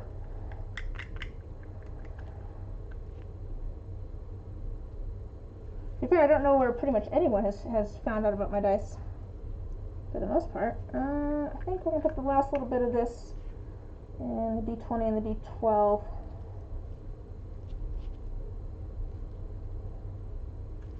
And then we're going to mix up. Oh, you know what I forgot? I forgot to put a little bit of the shimmer in with the blue and the other blue. That's what I forgot to do. I need to put a little bit of shimmer in these. Macro. Oh! That's funny. She's like, oh, wait a minute. A little bit of this. That was probably a little bit more than I should have put, but that's okay. The blue and the other blue might be a little bit sparklier. Alright, so it was a combo of Etsy and Tumblr then.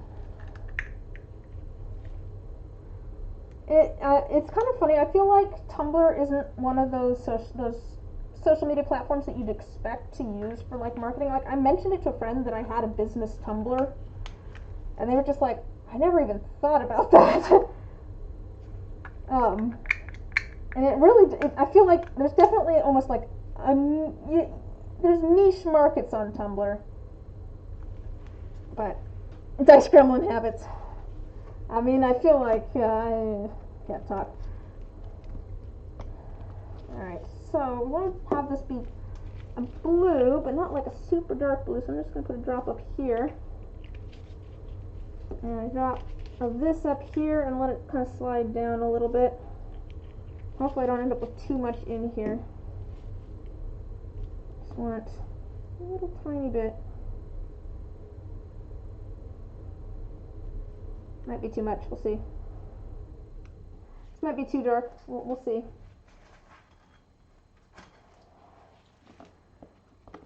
Yeah, that might be a little bit too dark. I think it might be okay once we have the white, but we'll see. It was kind of a darker blue and like a really light blue, but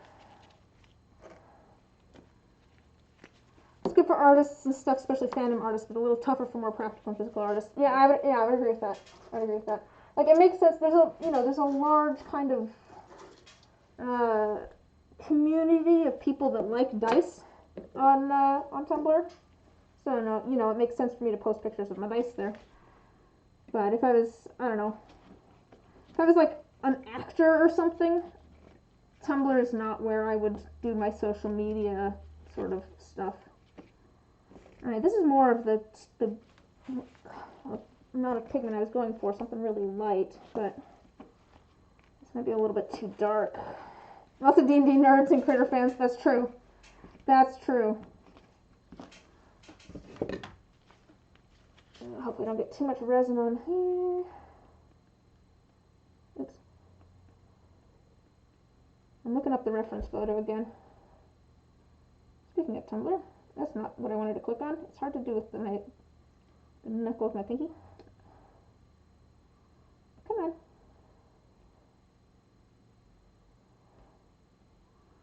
Alright, let me... Okay. I could go a little bit darker with this one. I think actually that dark blue is not bad. I could go a little bit darker with the kind of teal color.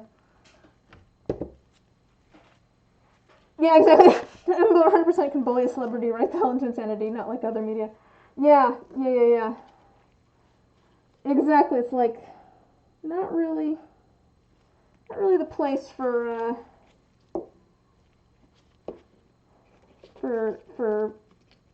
yeah. Alright, actually I think those are not bad color-wise, because we're going to have that white in there. And I think that'll kind of lighten it up a little bit, and these aren't super dark. So we're going to go ahead and add the teal first, because it kind of has the darker color towards the bottom, which is makes sense. You kind of want like the heavier things, the darker colors towards the bottom of things. And then a little bit of this teal. And it's probably going to turn a little bit kind of watercolory. Things are going to swirl around a little bit, and that is okay.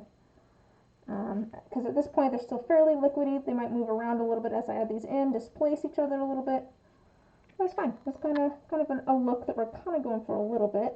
We don't want, you know, super distinct layers. We do want the blue and the teal to kind of stay at this end a little bit, but they don't need to be like rigid lines or anything.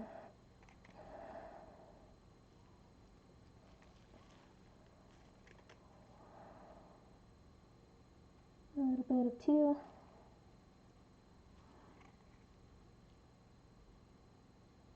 And let's add a little bit more to the D10s here. This D10 especially, I feel like I probably should have put a little bit more clear in there. It'll be a little bit, each die will be, you know, unique a little bit, but they'll all match, which is kind of the important part. And then let's add more to the D20 and the D12. The D20 and the D12 take so much more resin than the rest. And then the last little bit of this, I'll put in our little, you know, keychain mold here.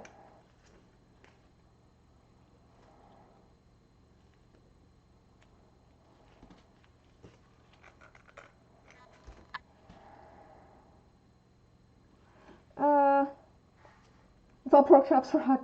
Hey, I don't think I ever finished Steven Universe. I should watch the rest of that. So those things where it's just I started watching it and then like I got caught up and then I never actually got back into watching it. It was a good show though. I like a good animated show with like good characters. Alright, just the last little bit of this. You neither, alright. And then we're going to add our kind of darker, add a little bit more purple to this. I'm going to add just a drop more purple to this. That's fair. I mean, you know, it was a kid show, so like, you know, not super surprising, but got a little repetitive almost. But I don't know, it was a cute show. And again, I'm not actually filling this up all the way because I'm going to be adding white, and I'm going to be doing that a little bit later after this has gotten a little bit thicker, because I don't want all of that white to sink to the bottom, to be quite honest. But both the mica powder and the alcohol ink, they're slightly heavier than the resin. So if you just put them on top while the resin's still somewhat runny, it'll all sink to the bottom. But if we wait until the resin starts to set up a little bit and it's a little bit thicker, then we should be able to get it to stay where we want it to. That's the idea anyways. You know, maybe it won't end up that way, but that's fine too. It's all, if it doesn't work out, we'll just go back to the drawing board and try it again. Let me put this up here out of the way, because we're going to just add the white from here, I think.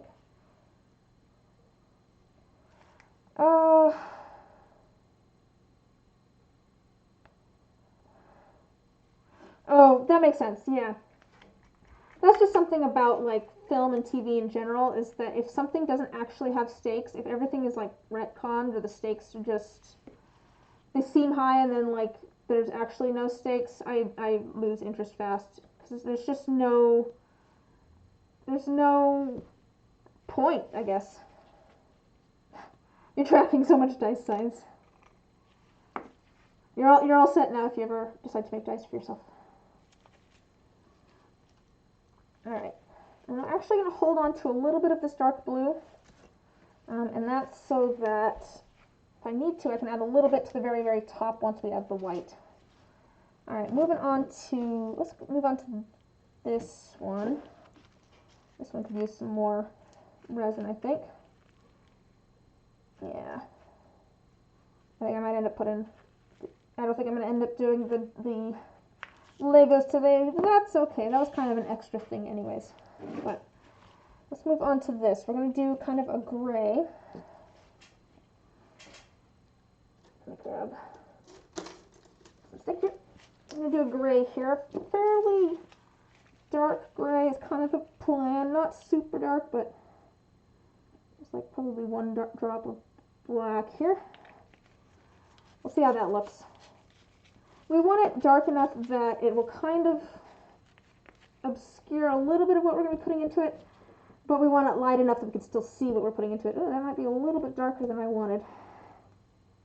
Actually, that's going to be fine. It looks darker than it really is, because when it's all in a mass like that, it looks black, but once I go like this, you can see right through it. That's what we want, actually.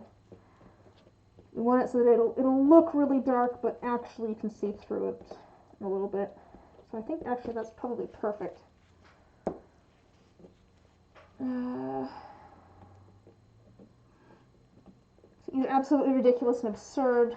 Even if it's absolutely ridiculous and absurd, I still enjoy when there's like character development or like things actually matter. That's what it is. If there's no stakes, nothing really matters. It doesn't. If something it doesn't matter if something happens because it doesn't affect anything else. I guess that's part of the reason I guess sitcoms often feel like they get a little repetitive, at least for me. It's because it just seems like people are always back at square one. Perfect. All right. All right. Cool. I think that's gonna work. Let me fill each of these in with a little bit of gray. I'm not gonna. Oh, I can't talk. I'm not gonna go all the way to the top. This might actually be a little too light. We'll see. I could maybe add a little bit of darker gray as well. Might be okay. Right enough layers of things. I'm not even gonna go all the way up to the top because I'm gonna start shoving some other things in here. Let me start adding these, I think.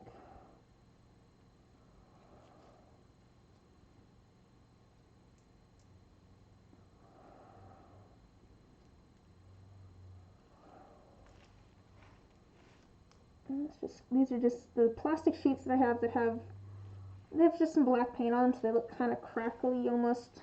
Kind of look like cracks in stone is the idea. Fave D&D story. Okay, well I've told this one before, but it's still one of my favorites. And it's from a game we were playing. My brother built this giant mansion that was like he completely just designed this whole mansion, and the premise was that there was a lich, a demon, and a dragon that all worked together. I know, it's new to you. A lich, a demon, and a dragon that all worked together to create this giant mansion, and every 10 years it would like appear again. You couldn't really get to it except for every 10 years. And so, groups of adventurers would come there because there was, it was very, very dangerous, but at the same time there was all sorts of possibilities for like riches and glory and all that sort of stuff. And, they just built this thing because it was fun for them. So our party was there. I was playing a druid who was a little bit crazy. She had been trapped on the island for the past 10 years. It was like on an island you couldn't really get to. But she'd been like trapped on the island for the past 10 years or however long. But at one point in the campaign she died. She was a fun character, but yeah, I didn't really understand how to play the character, to be fair. But she died, and so I came back as a ranger, a human ranger, his name was Eamon, and he had a pet snake called Lucy. I think this might work actually. Let's see here. This might actually work out well.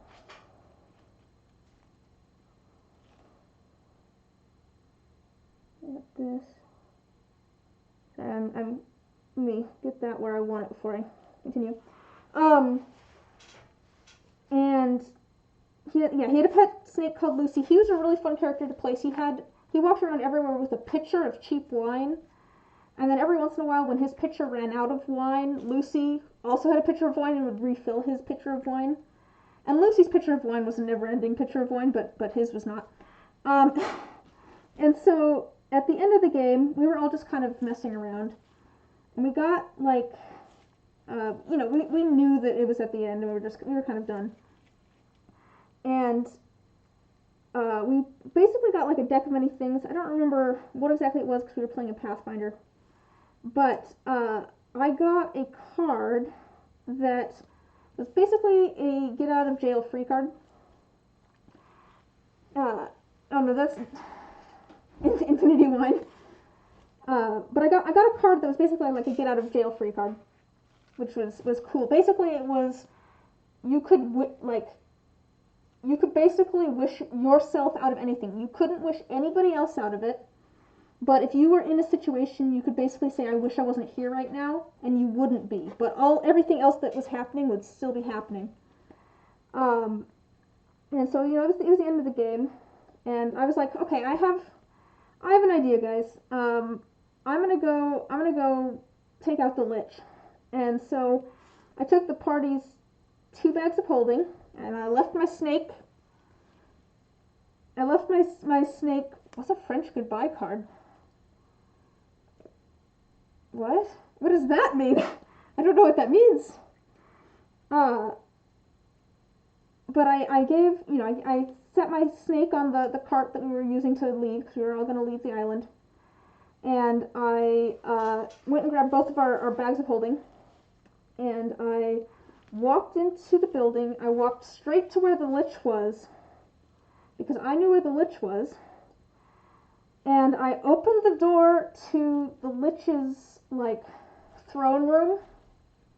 You leave a party event without telling anyone it's called French or Irish goodbye. Oh, okay.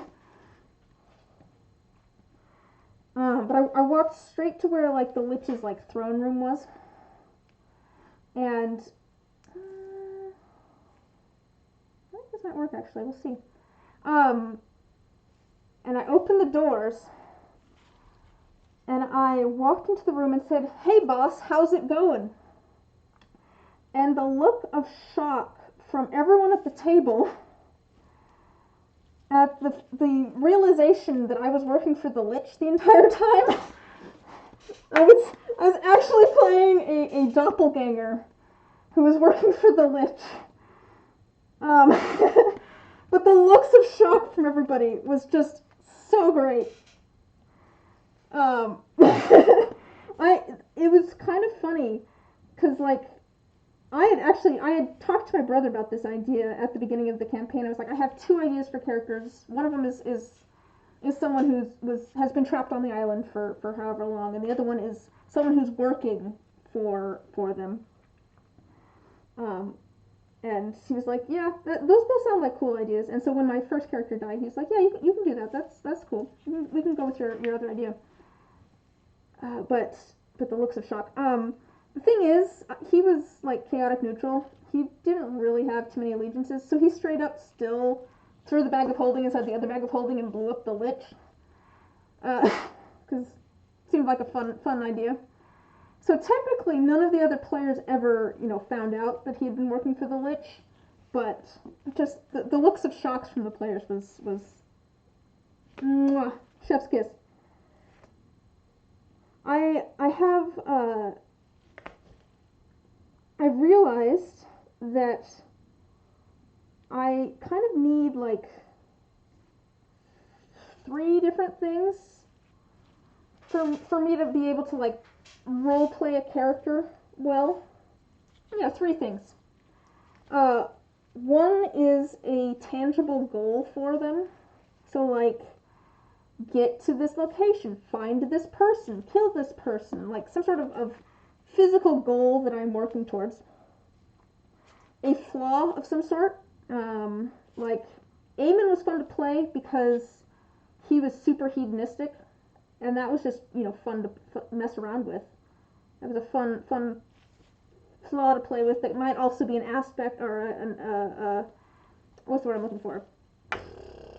you know, what's the word I'm looking for? Where it's actually good.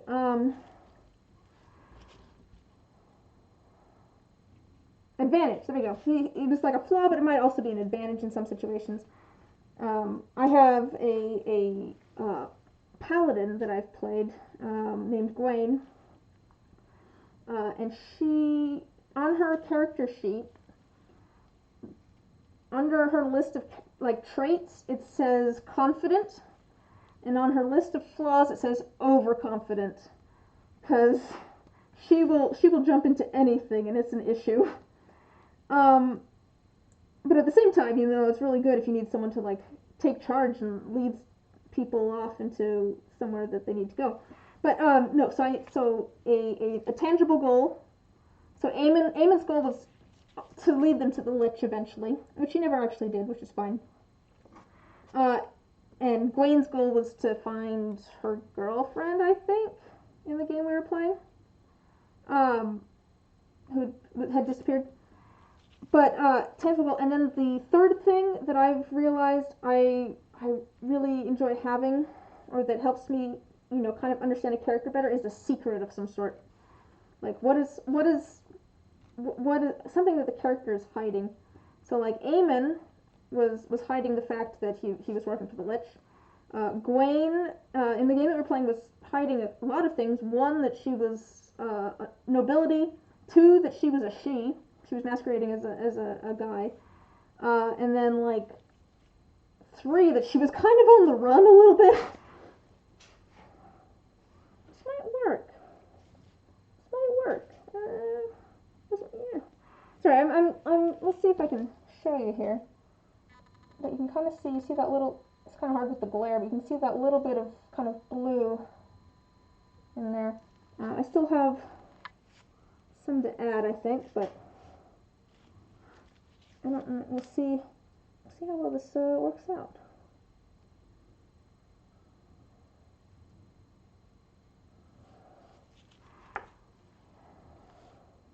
And then there was like another thing that I added at one point that was just kind of like not necessary, but also helped me figure out like a character. I can't remember what it was.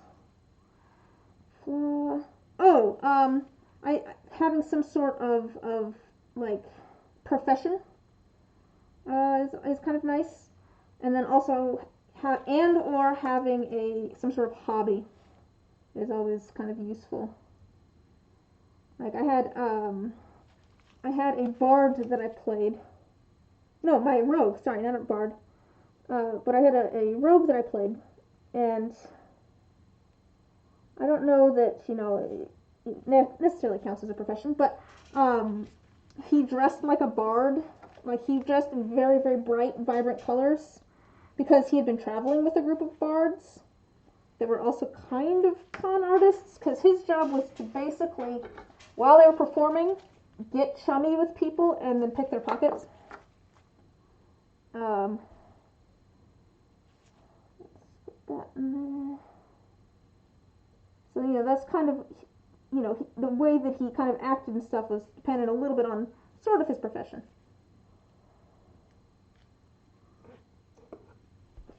If you'd call it that.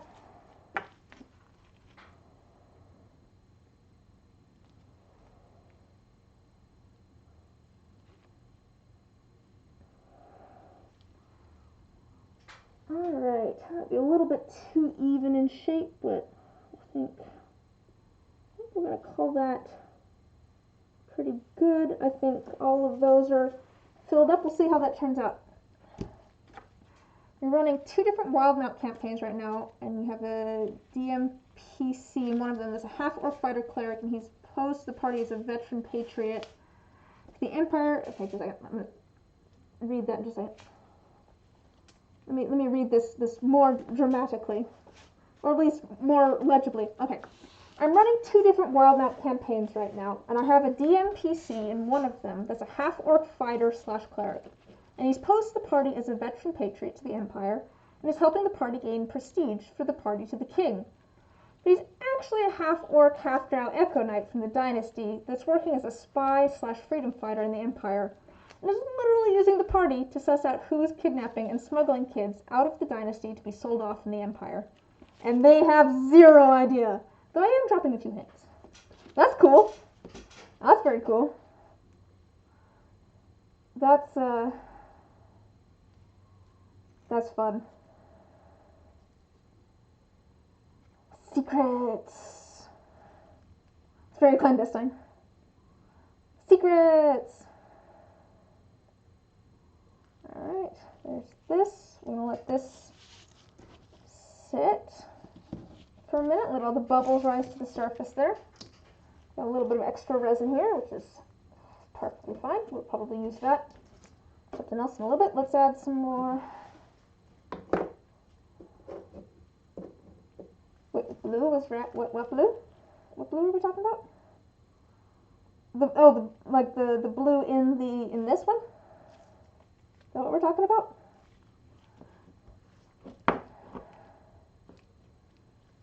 Oh, on the Labradorite dice. Yeah, I'm hoping those turn out. We'll see. I do think that blue works well. I might end up, having to change some of, the shapes and stuff there. Might have to, try it again. But I do think that blue is the right choice. I think it has the perfect kind of shimmer to it, where you can't really see it at certain angles until you get the light looking at it the correct direction. I don't know. I might end up needing to put some of it closer to the surface. I don't know, but it'll get pushed down by the lid a little bit. Alright, let me try putting some of this in one of these molds and see how it goes. Might need to be a little bit thinner, I don't know. Might need to add more resin. Or a little bit more resin.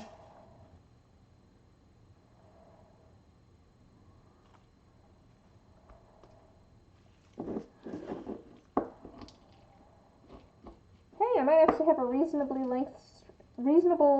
length of a stream tonight. I feel like I've been doing really long streams lately, which isn't a bad thing. It's just like, what am I doing?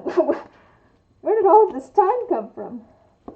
I guess to be fair, I did spend like a couple of hours on your set of dice earlier today, painting all the lines. But I guess, I don't know, the prep work was quick this time. Didn't have to do a whole bunch of fiddling around with a lot of different pigments and stuff. Like, what am I gonna add? I'm curious to see how this turns out. Oops, let's get cat hair. Get out of there, cat hair. Problem is, I worry that this is gonna be thick enough that it's not gonna actually like condense down. I'll let that sit a minute and hopefully it'll actually settle. So that's what I'm worried about. Prep is the unseen mastery. Either the party will figure it out on their own, or they'll be vetted enough that they'll be asked to help rescue a well-known figure from the dynasty, and that's when his spider will come down. That'll be, either way, that'll be fun. Yeah, there's a lot of kind of work that goes into prep. I remember, so there's a few different dice makers that stream. There's like 3 or 4 of us. But I was watching one at one point, and my shortest streams are usually about 2.5 hours. That's usually about the length of this. I don't know if that's my average stream length anymore, but like as far as streams go, that's fairly standard. The first one.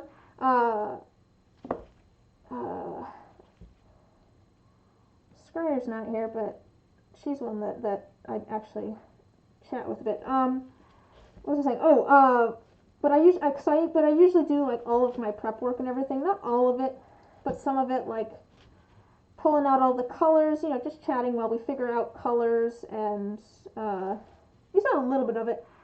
Sometimes it's cutting up pieces of resin or something like that. I'll do a lot of the prep work on screen. And like I said, the shortest I ever have is like, usually at least the first hour is just figuring out like colors and getting everything set up to actually pour resin. But I was watching someone else stream dice making, and they had everything already laid out, and their stream was like 45 minutes long, and I'm like, oh my gosh, I could never do a 45-minute long stream. I take forever to do things. But they also had, you know, they were doing one set of dice, and they had everything laid out for it already. And I'm just like, I mean, it makes sense. It makes sense that they would do this in 45 minutes. They already have everything laid out. They're doing one set of dice. But at the same time, I'm like, I could never do a stream that short. It wouldn't happen. I work too slow. I waffle too much. I spend the first hour going, what color purple should I make this? Alright, we're gonna do these. I want to let these sit for a little bit so that hopefully air bubbles can find their way out. It's going to be a little bit more difficult with this set, to be honest, which is a little unfortunate.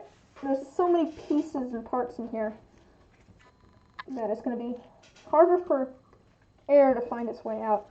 I'm going to set this back here, though, so it's kind of out of my way. And let's do the D12 next.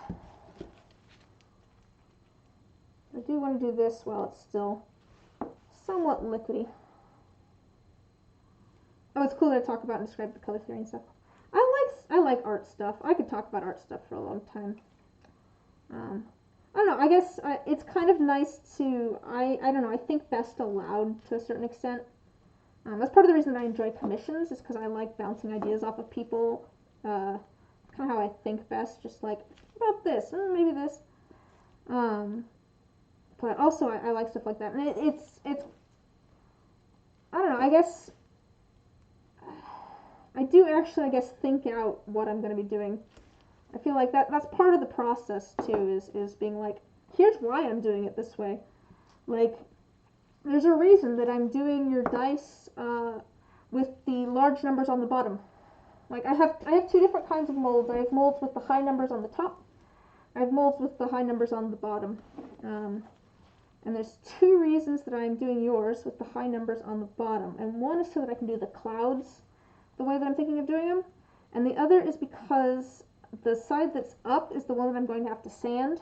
And if I'm going to end up sanding off some of the gold outline, I'd rather sand it off of the lower numbers than the higher numbers. So, you know, there's all sorts of little things that I guess I end up thinking about when it comes to dice. Also, I could talk about dice for a long time.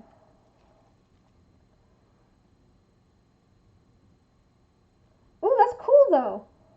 That's cool. I'd be really interested in seeing how you do your like bookbinding stuff.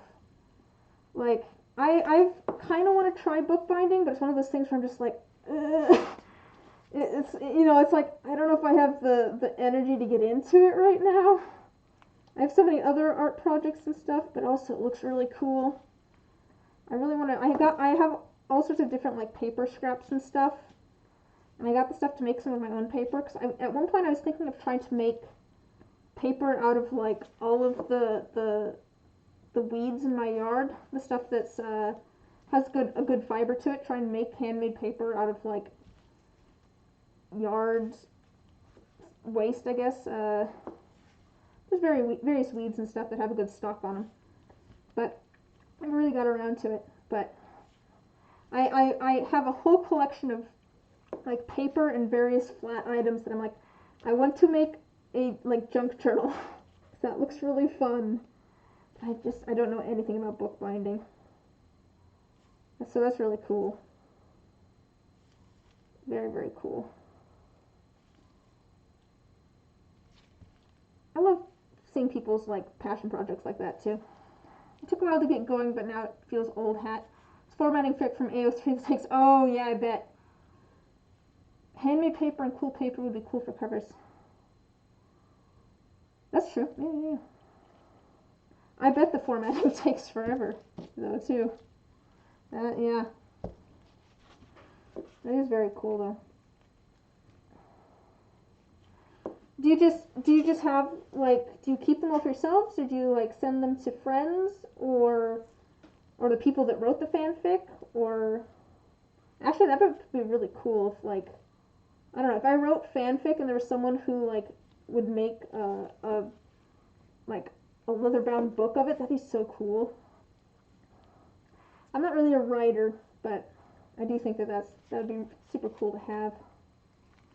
Like if I wrote something, having someone like turn it into like a handmade book, that'd be so freaking cool.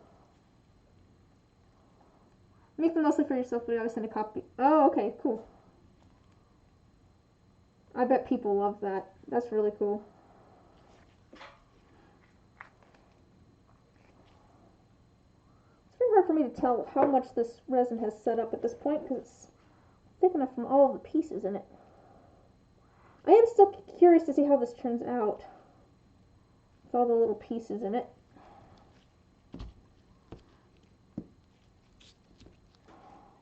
D8. Also, that's a cool idea of just like taking your favorite like fan fictions and stuff and making them into physical books. Something cool about that too.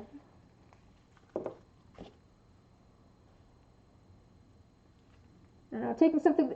I guess fan fiction seems like it's on the internet. It seems like more impermanent. It's not, but I guess it's more intangible.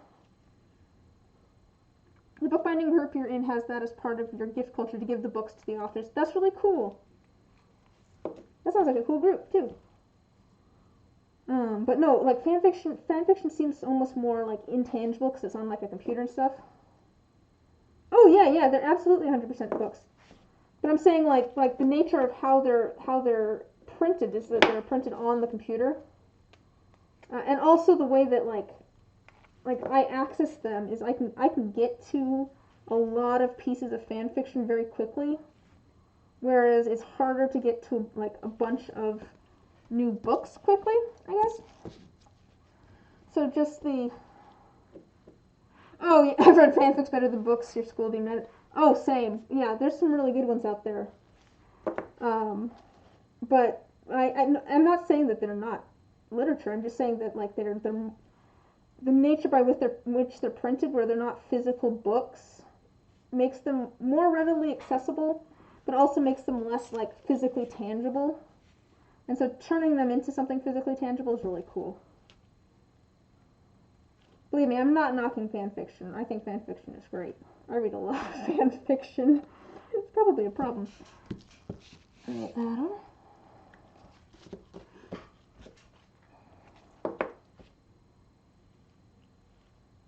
Very, very cool. I'm always like, I don't know. I'm always excited to hear about projects people are working on too. One of the reasons I like streaming is I like hearing about what other people are working on as well. It's kind of like a social, like everyone's sitting there working on their own projects. It's a sewing circle, I guess. I think of streaming as a sewing circle to a certain extent. Since we can't have an actual sewing. You just lost your cable needle in your bed? Oh gosh.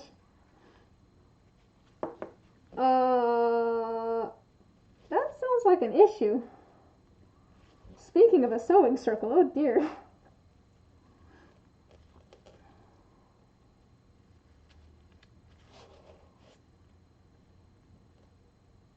Oh, okay. Oh, see, that's cool. Yeah. Just like, look, this is actual literature just because it's not printed into physical books. Yeah. And you're making it so that it is printed into physical books. Like, see? I feel like I don't necessarily think about how big some of the fan fictions I read are as well. Because, yeah, I gotta find that pointy bastard before it finds you. I know, it's like, both? It doesn't sound good. Because, like, fanfic is counted in, like, word count, whereas books are counted in page count, I feel like. So, like, I wouldn't think about how, I don't know, I guess I haven't really thought about how many pages, oops, that's not gonna work, it's not gonna get my fingerprint. So I'm just checking, I set myself a list of what colors of different dice. Okay. Purple. We're going to do a D12.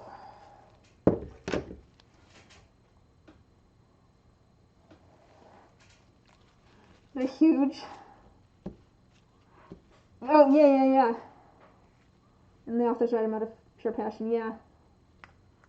No, I mean, I feel like I often take fan fiction for granted. Like, I very much do. And I realize that I take it for granted, too. But, like, it's definitely very, just fan art. Fan fiction is part of fan art, I guess. But, like, people who just like something so much that they then make other stuff, like, devoted to it. Like, I don't know, there's something cool about that. That is, like, I don't know, that's, I would love to create something that people love so much that it inspires them to make other artwork. Like, that'd just be so cool. I'd absolutely love that. I don't know what I would do. I don't necessarily have any plans. I mean, I did think about going into some sort of theater at one point, but I don't think I will. But, I don't know, just making something that inspires other people to make art is just super cool. Depending on how you formatted, a 50,000-ish fic is about a 300 to 400. Oh, wow. Okay, yeah. That's actually good to know. Oh, wow.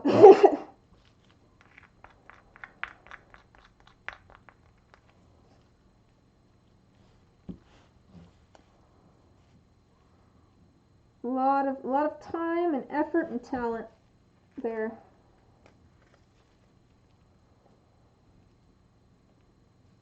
Okay, how thick are things getting? Thick. Okay, that's a little bonus die. Let's see, how thick are things getting? We're gonna mix up the white. Probably should have mixed this up earlier. So there's our pearly white. I am going to add a drop of other white, just because I think that it'll be nice. Typed with love. If you're tired, Jen, you can go to bed. I guess it's only 9, but like,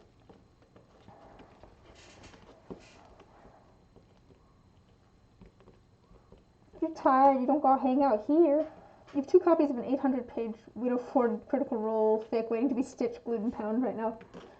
Very nice. That's cool. Wow, 800 pages. Crazy.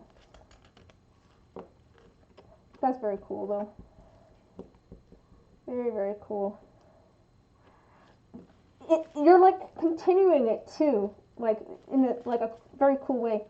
Like, not to be a basic bitch, but I love it. I do also love Essek. Either tired more easily or today's day was just a lot of emotional labor later.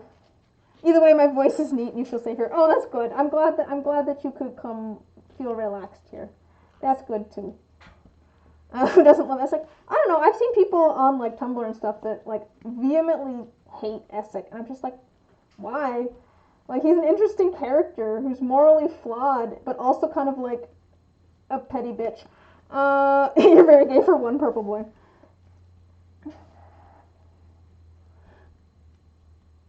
Yeah, I like Essek. I think he's got an Essek / Shadowgast anthology in the works right now.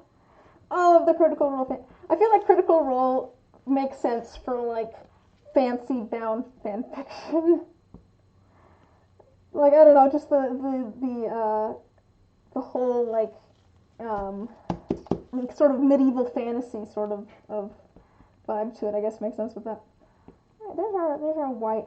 Might still be a little bit thinner even than I'm thinking. So let's start getting some of these other things set up. We definitely don't have enough to do our Legos. I just blinked on the word Legos tonight, but that's fine. We'll do that. Let's move that this way actually so you can read the chat a little bit better. Let's see. You also support Shadowgast, but you're holding your gun at Mr. O'Brien himself. Uh, let's see. You would afford anthology range over really well.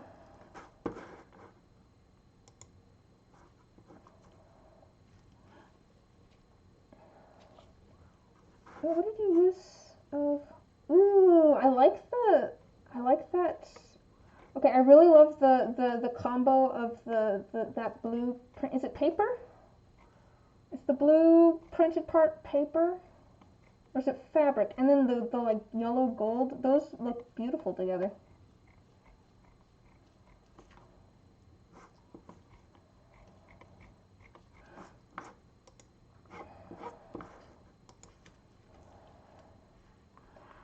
I mean, to be fair, I also, yeah, let's see. Wrapping paper. Okay, I'm like, I realize that this is Critical Role themed, but I'm like, did they do fabric or what? Wrapping paper. Cool. That looks really cool. Alright, let's make sure that we get these filled in properly. I'm actually going to steal a little bit out of this D12 because that one's just a little extra dye. It can be a little funky.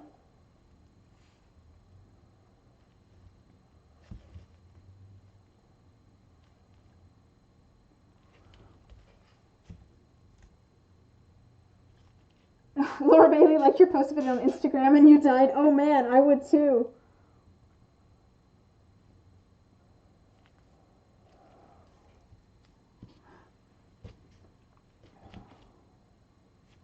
I don't know. I guess I'm not too butthurt on all the shipping stuff. I definitely have certain, pairings that I like and stuff, but I really don't care what becomes canon to a certain extent. Like, I really liked like Vax and Gilmore, but at the same time I completely understand why Liam didn't go that direction, because he likes romance and that's a little bit harder with a character that you don't see all the time.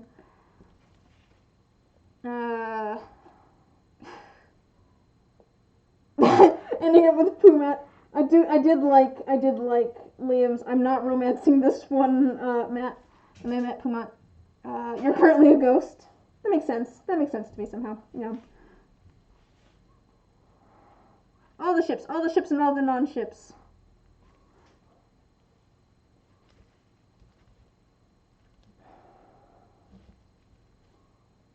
I guess there's some people that are just like anti-Essek because they're like he's evil and he started a war, but at the same time I'm like, he didn't really mean to start a war. That was just kind of a side effect of what he was doing. So I'm like, I guess I'm an Essek apologist. That's what it comes down to.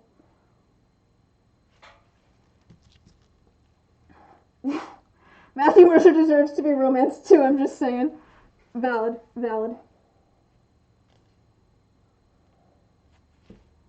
Alright,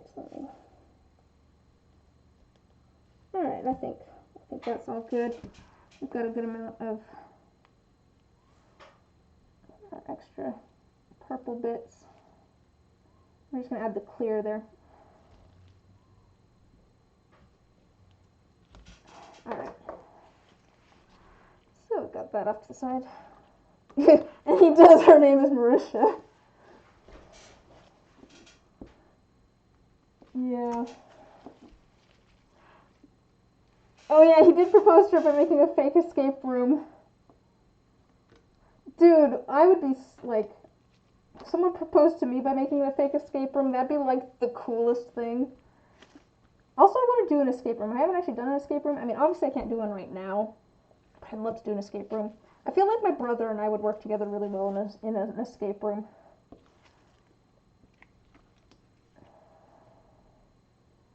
I feel like we work well together on puzzle things. Yeah. Socially distanced escape. They actually have some things kind of like that, like puzzle boxes. Zoom VR. Well, I've seen things where there's like you can order like a box that has kind of like a murder mystery type thing with different stuff in it. But it would be kind of cool. I don't know. We did Neil Patrick Harris came out with a thing fairly recently that's kind of a board game. It's like a one-time playthrough board game. It really is kind of that sort of escape room type thing. But it's kind of like it's like a box. My grandma got it, and it was actually really fun. The thing is that like my brother and I were kind of one step ahead of it every time because we were just like, we should open this pen. I bet there's something in this pen. And we're like, it's just the old. Every time we were just like going for the oldest trick in the book. Like I was just like, I wonder if there's a false bottom to the box, and I went and I'm like, oh, there is a false bottom to the box. But like later on into the thing, it kind of gave you a hint that there was a false bottom to the box. I'm like, oh, I did that a little too early. But also, I'm just like, I know what the oldest tricks in the book are. I'm just gonna go check inside the pen and see if there's a false bottom to the box. Socially distanced escape room, you mean being trapped alone in an elevator? I'm pretty sure at the moment most people's houses are a socially distanced escape room. Sure feels like it anyways. Alright, we're going to try this in here and see how it goes since this is our bonus. Actually, wait, I'm going to try it in here because I can see better. Sorry, it's going to be a little bit harder for people to...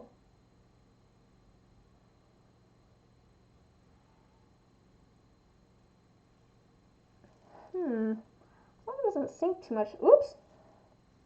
That didn't work out too well this moment.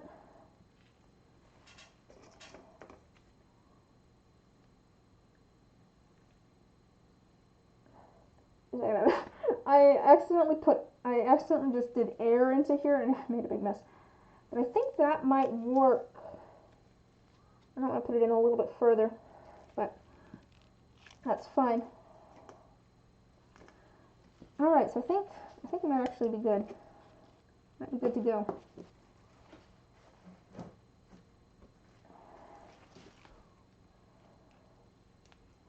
I would love to learn more about Varen.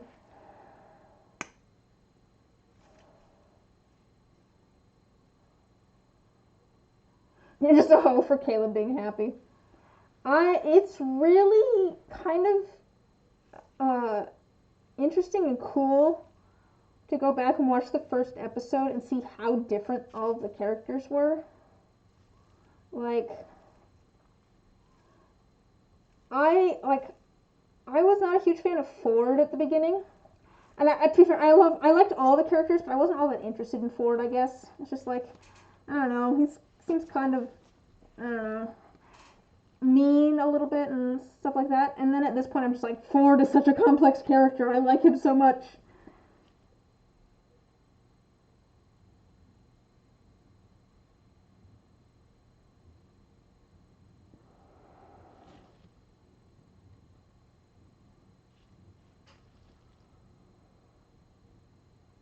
Alright, we're gonna try this.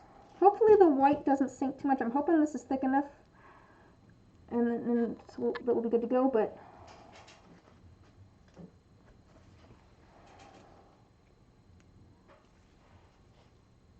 major character development, and more so you think with the hiatus. Ford Titty Committee. Yeah, everyone wants to get a slap of that.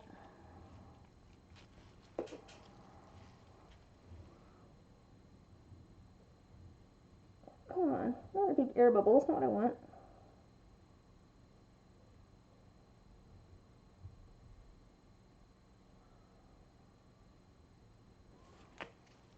Alright. I'd like to thank Marisha Ray for Bo. That is all.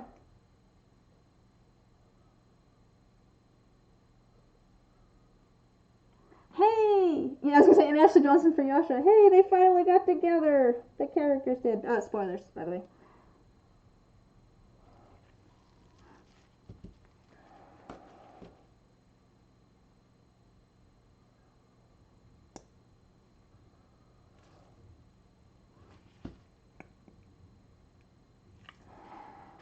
You want a big head canon for Ford body-wise is that he has a thick butt. Two no-hold-barred gay. Yeah.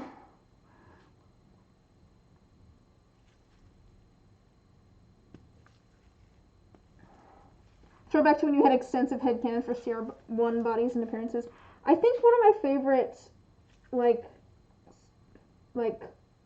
stylistic choices that people make for Critical Role, like the current iteration is when they make Yasha just huge. I don't know why, but I don't know.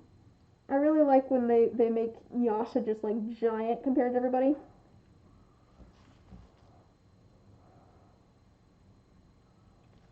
I also like it when they don't make Ford like huge, because she's big because Ashley says she's tiny. Yeah, I know. But unfortunately in this case Ashley is wrong.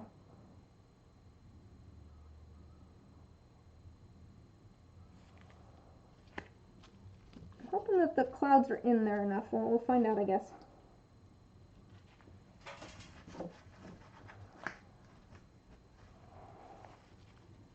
Ford is tiny. I know exactly.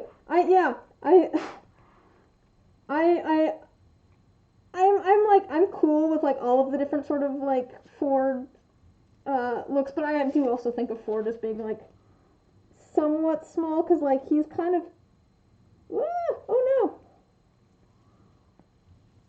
no, like with the way that Knot teases him all the time and stuff, like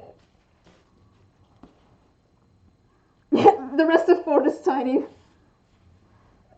Aggressively support fat chubby Jester and everyone's fur bug. I do like chubby Jester too. I think that she's so cute when she's just got a little bit of like baby fat on her and stuff. Because I don't know, it makes her look kind of younger, I guess, to a certain extent. But also she's just cute.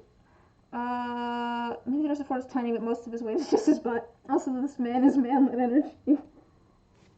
Also, Worst literally called him a runt. To be fair, no, yeah, that's true. I do think the crack theory that Scanlan Short-Halt is Ford's father is hilarious. I don't know if any of you guys have heard that one, but that one made me laugh. This one is causing me problems. This one might end up a little bit funky. We'll see. I keep accidentally putting bubbles of air in here. This might end up a little bit more swirled. We'll see if I end up having to remake this one, because it looks different from the rest of it. But no, to be fair, he's a half orc, but it's never really specified what the other half is. Maybe he's like a half elf too.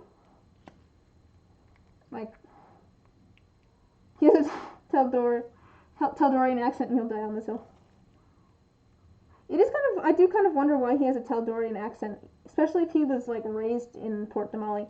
Although to be fair, at the same time, there's probably a lot of like travel between, since it is a port town, they probably have all sorts of different accents and stuff there.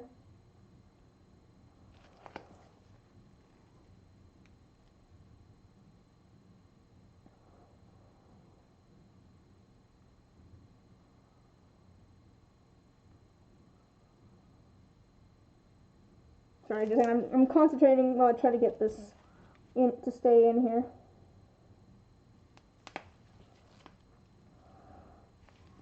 Hopefully that one has enough white. Alright.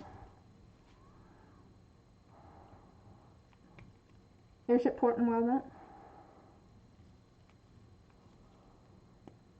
I am curious, I don't know that it'll get addressed this campaign at all, but I hope it's at least addressed in the like campaign wrap-up who Ford's parents were. I am curious. I know Canon Ford actually has a British accent, but since I don't watch Critical Role, I can probably say that Ford's accents are switched. His secret accent is Texan and his normal. Jen, that's true. His secret. Wait. Oh, you're saying that like. Oh, I see what you're saying. I'm like, okay, you're saying backwards. I don't know. I kind of like Ford's accents. There is definitely that whole group of people that are just like, look, I realize that his real one is British, but also I like the Texan one.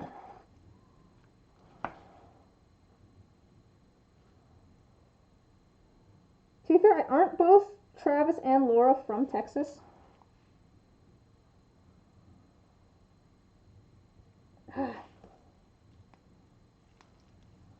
Pretty sure they're from Texas.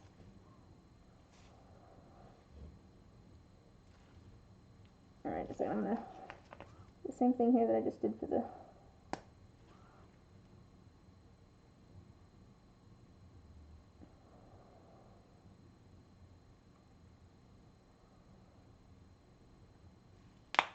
Alright. Alright. Alright, I think we've got our white into all of these. We're going to use some of this on the lid. So, I overfill these a little bit, and then I also put a little bit onto the lids. And the reason is that once we put these in the pressure pot and all of the air bubbles get squished down really, really small, there needs to be enough resin to fill in that space. So we need a little bit of extra. I also put it on the lids because I don't want any air bubbles to get trapped in between the numbers, in the numbers. Because if there are some bigger air bubbles, that can cause problems.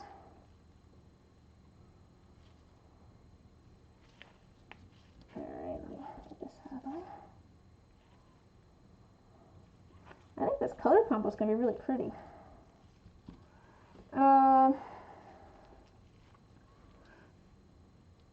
Travis is a big Texas boy. Yeah. You like the Brit accent better, more fun when cussing. Yeah, I like the British accent better, too. Well, that's just me. I don't know, I think that it's interesting, character development, too. But I guess I like it partially because it kind of shows that he's more comfortable being himself. At the same time, there's that whole aspect of it, too.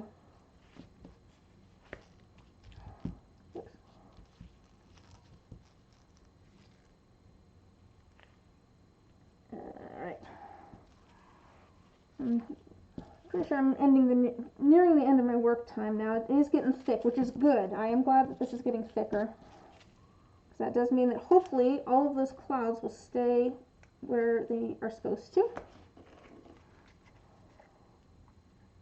Oh, Travis is adorable, yeah. Yeah, he's that, he's that big guy that looks intimidating and then is not. It's kind of a trope at this point to a certain extent, the guy that looks super intimidating but is just a big teddy bear. And I feel like Travis fits that trope. Just with, him being so scared of ghosts and everything. It's just really funny. Yeah, I really like the Travis is terrified of ghosts. Same, exactly. It's just, yeah. But, I mean, also same. I do not like scary stuff at all. At all. I like the macabre, but I don't like cinnamon roll ham sandwich. Oh, yeah, he's also a ham. Also ADHD solidarity, gotta love Travis for that. But, alright.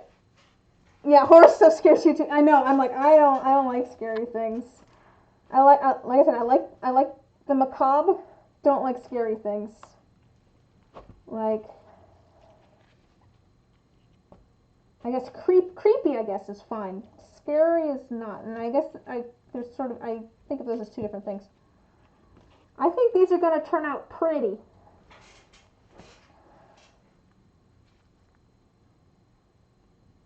Who was a baby just a couple of years ago? What?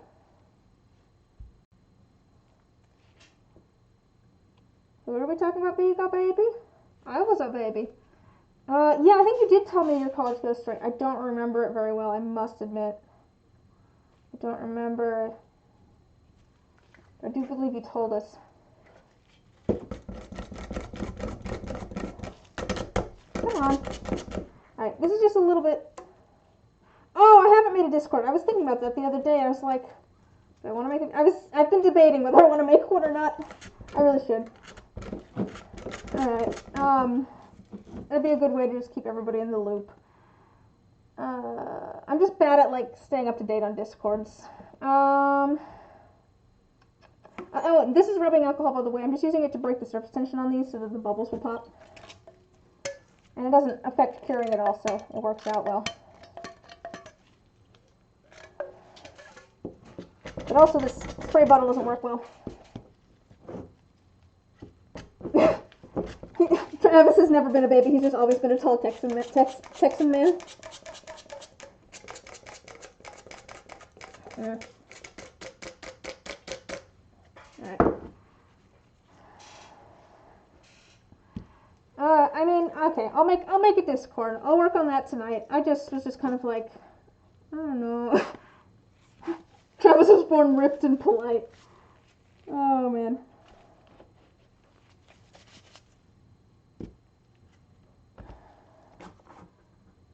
Oh, is this just him without a beard? Yeah, he looks so much younger without a beard. That's not him. Refuse to believe. Oh wow, guys. Alright, let me make sure there's no air bubbles. There's some air kind of trapped underneath one of the sheet things that I have. I don't know if these are even going to show up. They might once, like if they're held up to the light, but we'll see how this turns out. You're gonna say.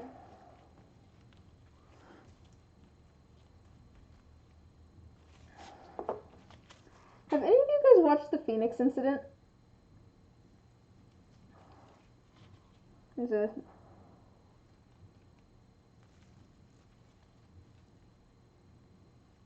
has both Travis and Liam in it, as well as I think Troy Baker and Yuri Lowenthal.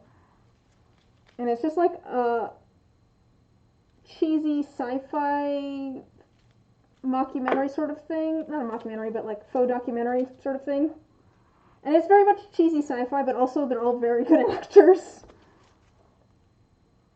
Troy Baker was in it. Yes. One of his few live action roles.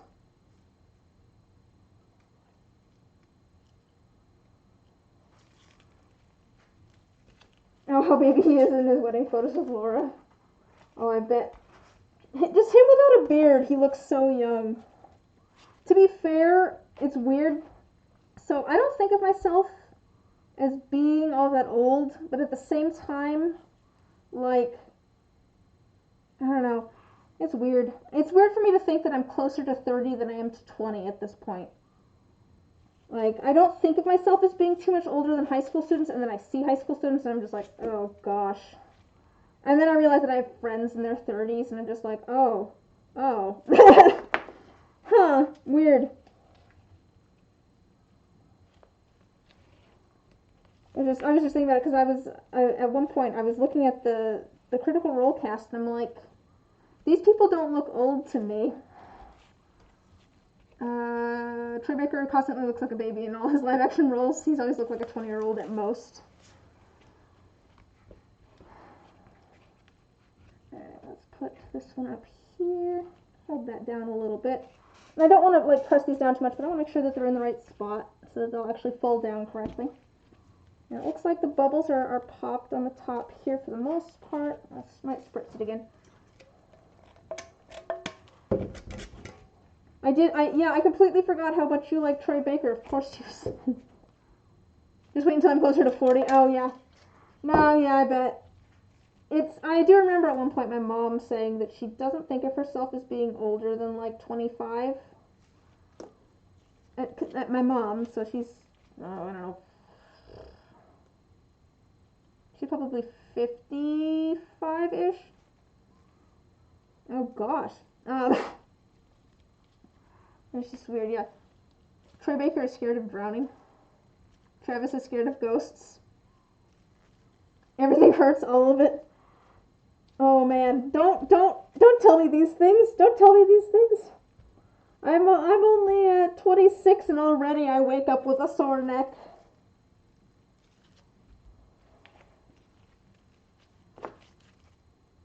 You're slowly collecting celebrity fears. Oh, that. Oh wow.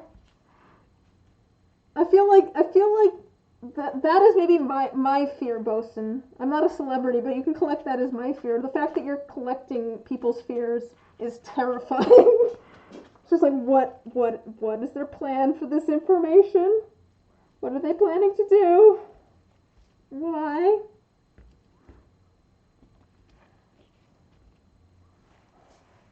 Fear eater, yeah. the lids on these. We're gonna put this one on the bottom, maybe. These ones might end up with some voids. We'll see. Just because of the way, how much like stuff there is in these, we'll see. I'm curious to see how these turn out though with the ground up pieces. I feel like those could be interesting.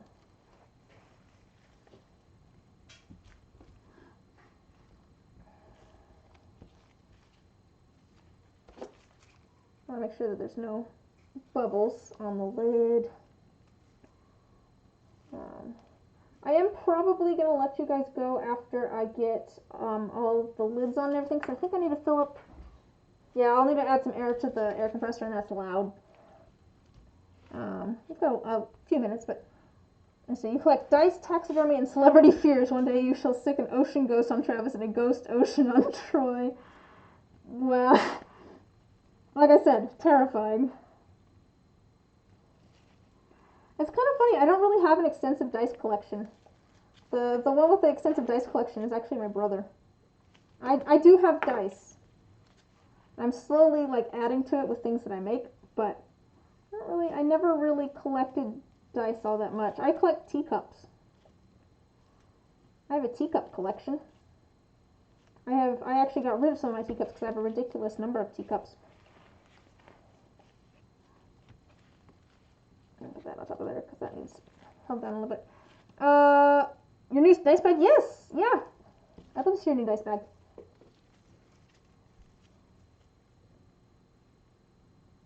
Wait, why do you need jokes? What? Huh?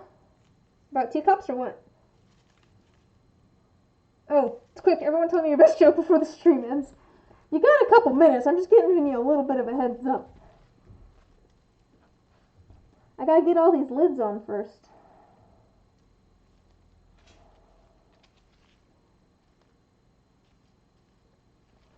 What should we do for Saturday's stream?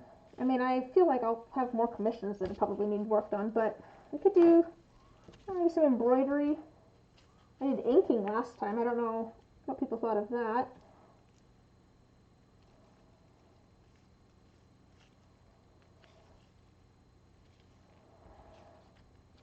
Let's see.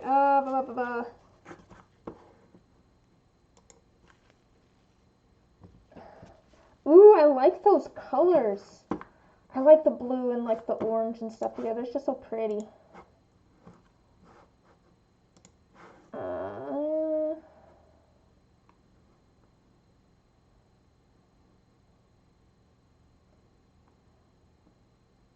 Wow, what you get when you cross the Atlantic with the Titanic? Only about halfway.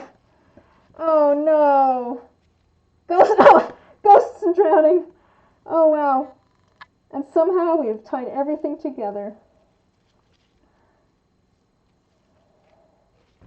What was the second picture? I didn't actually get the second picture. Come on, sleeve. Oh, it has all the space for things. All the space. But wait a minute, I see some of the dice that I made in there. Yeah, I really like the colors on that dice bag. They're very pretty. Just the blue and like that golden color. Yeah, that's pretty. With the feathers.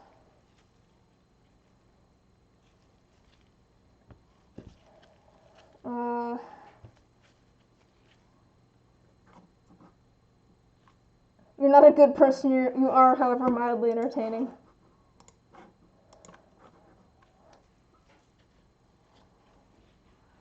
They're in there, and your new character has nicely rolled stats from the D6s.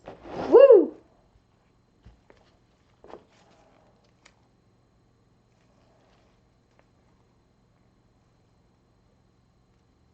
Alright, there we go. Get bunked. Is that the new get wrecked? Just get bunked. Kind of sounds like it.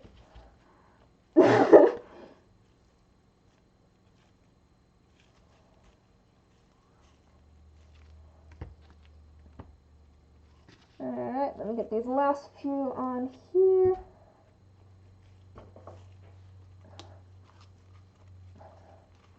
You have bunked, not boinked. Different things, different things. Oh man, perhaps this was a mistake.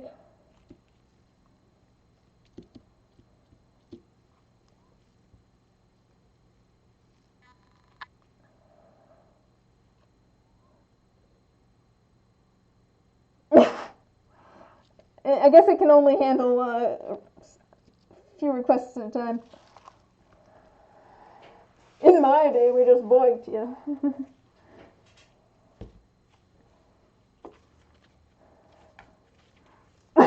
Oh, what are we boinking? Oh dear. Oh dear, what have I wrought?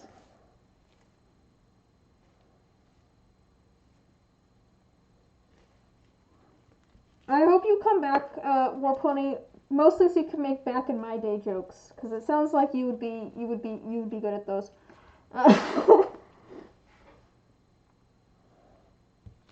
Right, there's no way I'm gonna be able to, like, I don't think spritzing these is gonna do anything.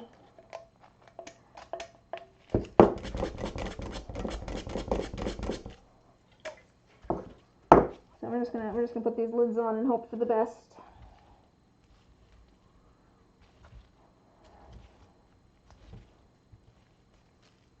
It seems to be on there pretty good.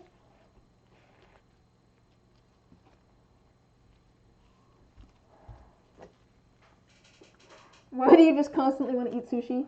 Oh, now I'm kind of hungry again. I had some leftover fried rice for dinner, but what do I now I'm like, maybe I'll eat something now. I'm done.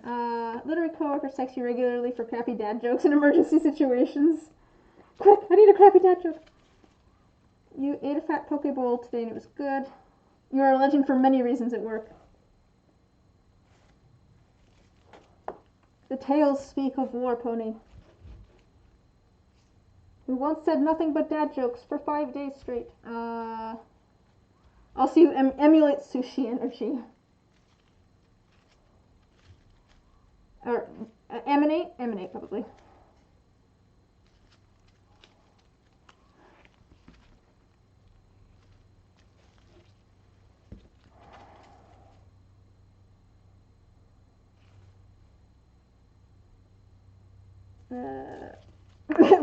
Be blessed, my child.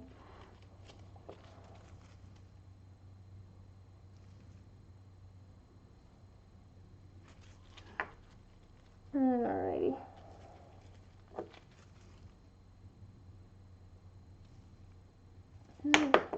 Sorry, I'm distracted now by trying to get bubbles out. Alright.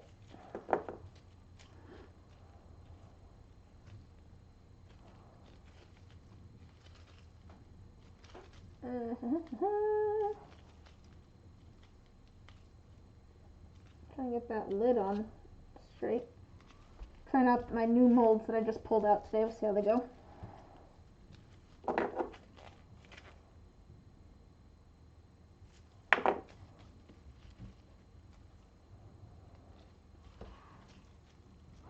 I also just have music playing in my head. But I mean, that's a 24/7 sort of thing, you know. Nothing new there.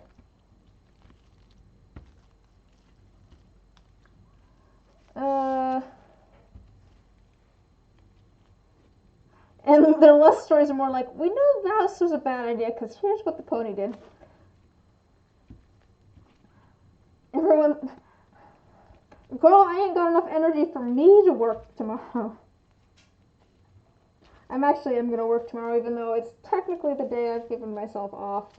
I need to sand things. The sanding wheel that I usually use to, like, for kind of the roughest sanding part had mold in it, so I've been working on cleaning that out. That's kind of what I was talking about earlier, about how I didn't really get the things done that I kind of wanted to get done today, because I did want to get some things sanded today, but I spent most of my time, like, cleaning that out and stuff instead.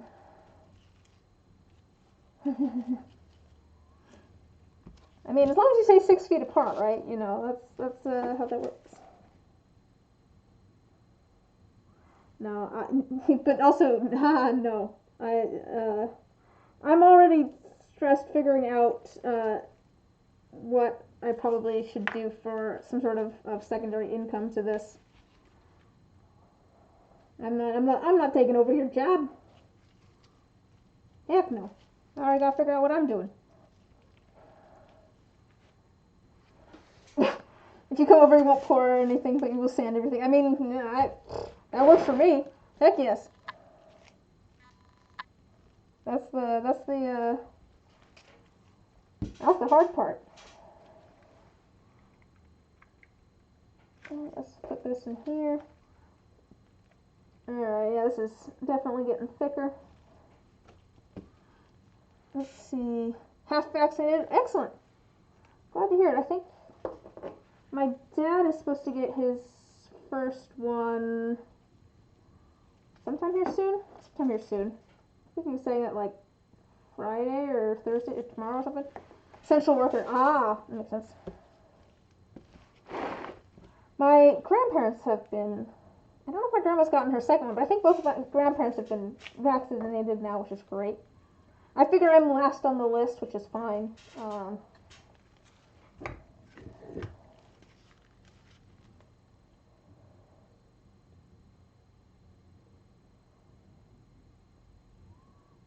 Blue, D10, D4. Oh yeah, let's do some D4s.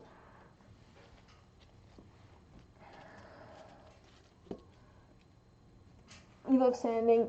You retimed yourself and it's closer to an hour, hour and a half. That sounds reasonable.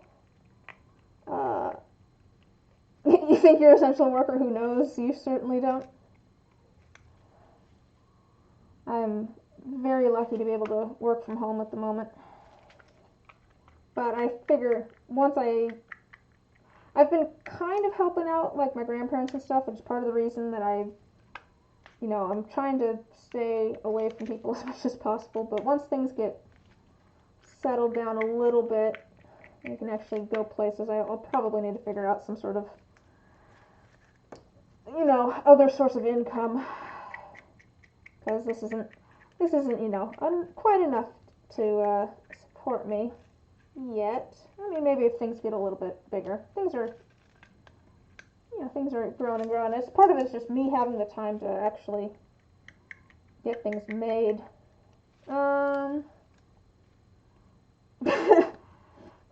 Wait, just a second.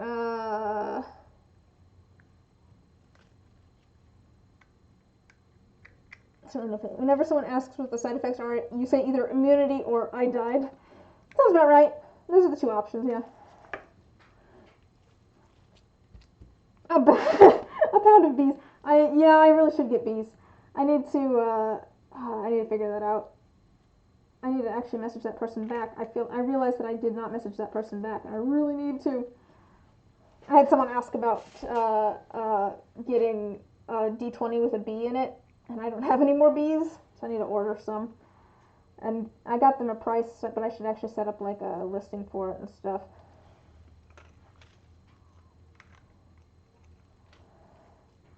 And feathers, I do have some feathers. I've used them for things. Wait, this isn't the one that I wanted. Oh well. I meant to grab a D4, but this is a D8.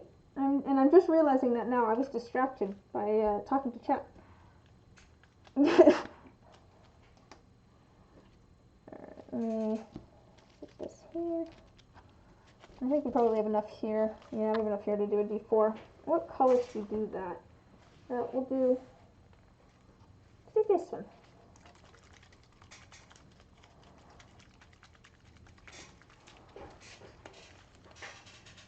Yeah, well, that's not where I only had one dead bee. It's because it was one that I found dead on the sidewalk. Where do you buy a pound of bees? You can get them on Etsy.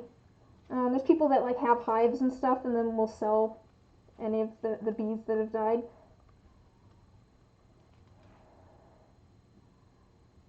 I was looking on Etsy, to be fair. But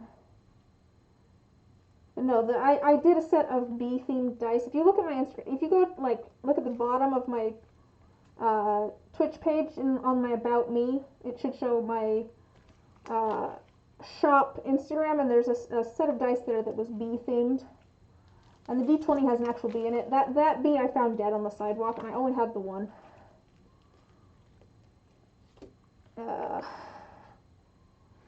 This chat is great. Always the best conversations when you come in. Where do you buy a pound of bees? Yeah, that sounds about right for the chat. Excuse me, where can I buy a pound of bees?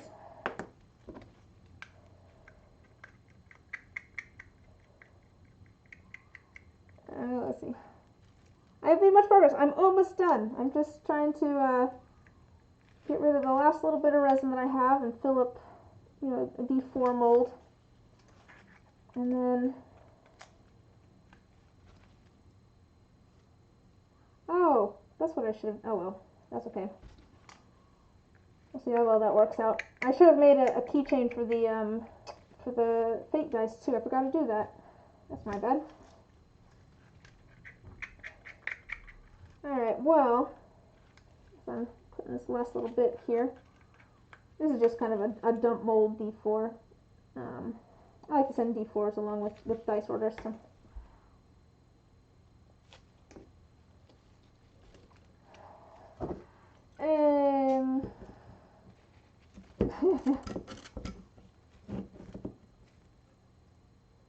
Do I put my molds into the pot stacked? Sometimes. Part of the reason I have these stacked is so that actually there's a little bit more weight on some of the lids. Some of the lids are kind of like thin almost, just a little bit too thin. And so there's not enough weight to like press them down enough, but also I don't want to like push them down because then, you know, wouldn't have enough resin. So just adding a little bit of extra weight, in this case stacking them, helps quite a bit. Now there's plenty of resin here.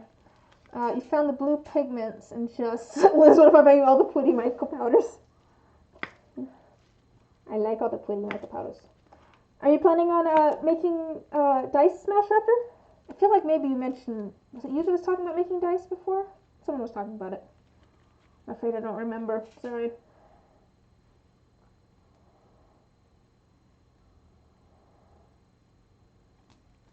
I've seen people do different things. One of the people that I know. Oh yes, you make dice, sometimes even successfully. Someone I know puts theirs in the pressure pot upside down. That didn't really work out for me, but apparently that's something people do too. So that there's enough like weight on the lids. But because I don't want to press them down, like, but you can tell that it's definitely raised at the moment. I don't want to like squish all of it out, but I'll put it in here, maybe underneath this one. There you go.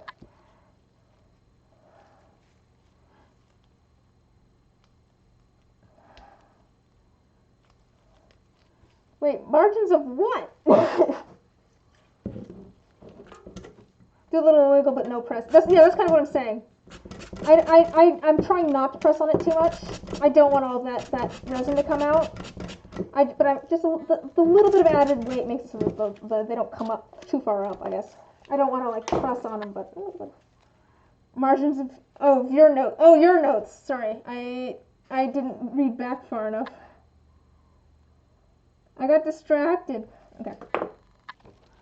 And put these on, and then I think that's going to be probably everything. This time I was watering, I'll switch back to whiskey to be safe. Oh, that's just rubbing alcohol, just isopropyl alcohol. A lot of people will use like a lighter or a heat gun or something to pop all the bubbles on the surface. I just use isopropyl alcohol because it breaks the surface tension of the resin, and it also makes it just so it doesn't like affect the curing at all. So it works out well. I had it sitting around already because you use the same thing for soap making, which is also where I got like quite a few of my pigments and stuff.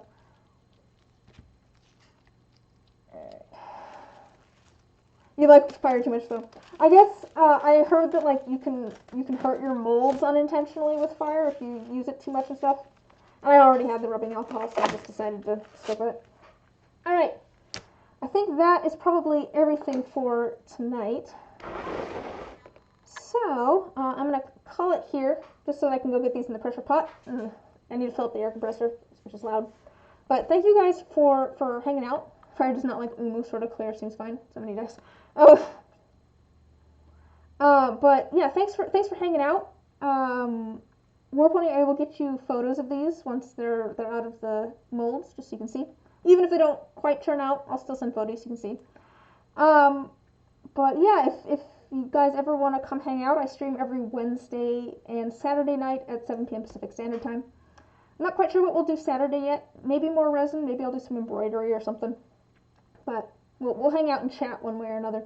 But yeah, glad you all could stop by, and hopefully I'll see you guys again soon.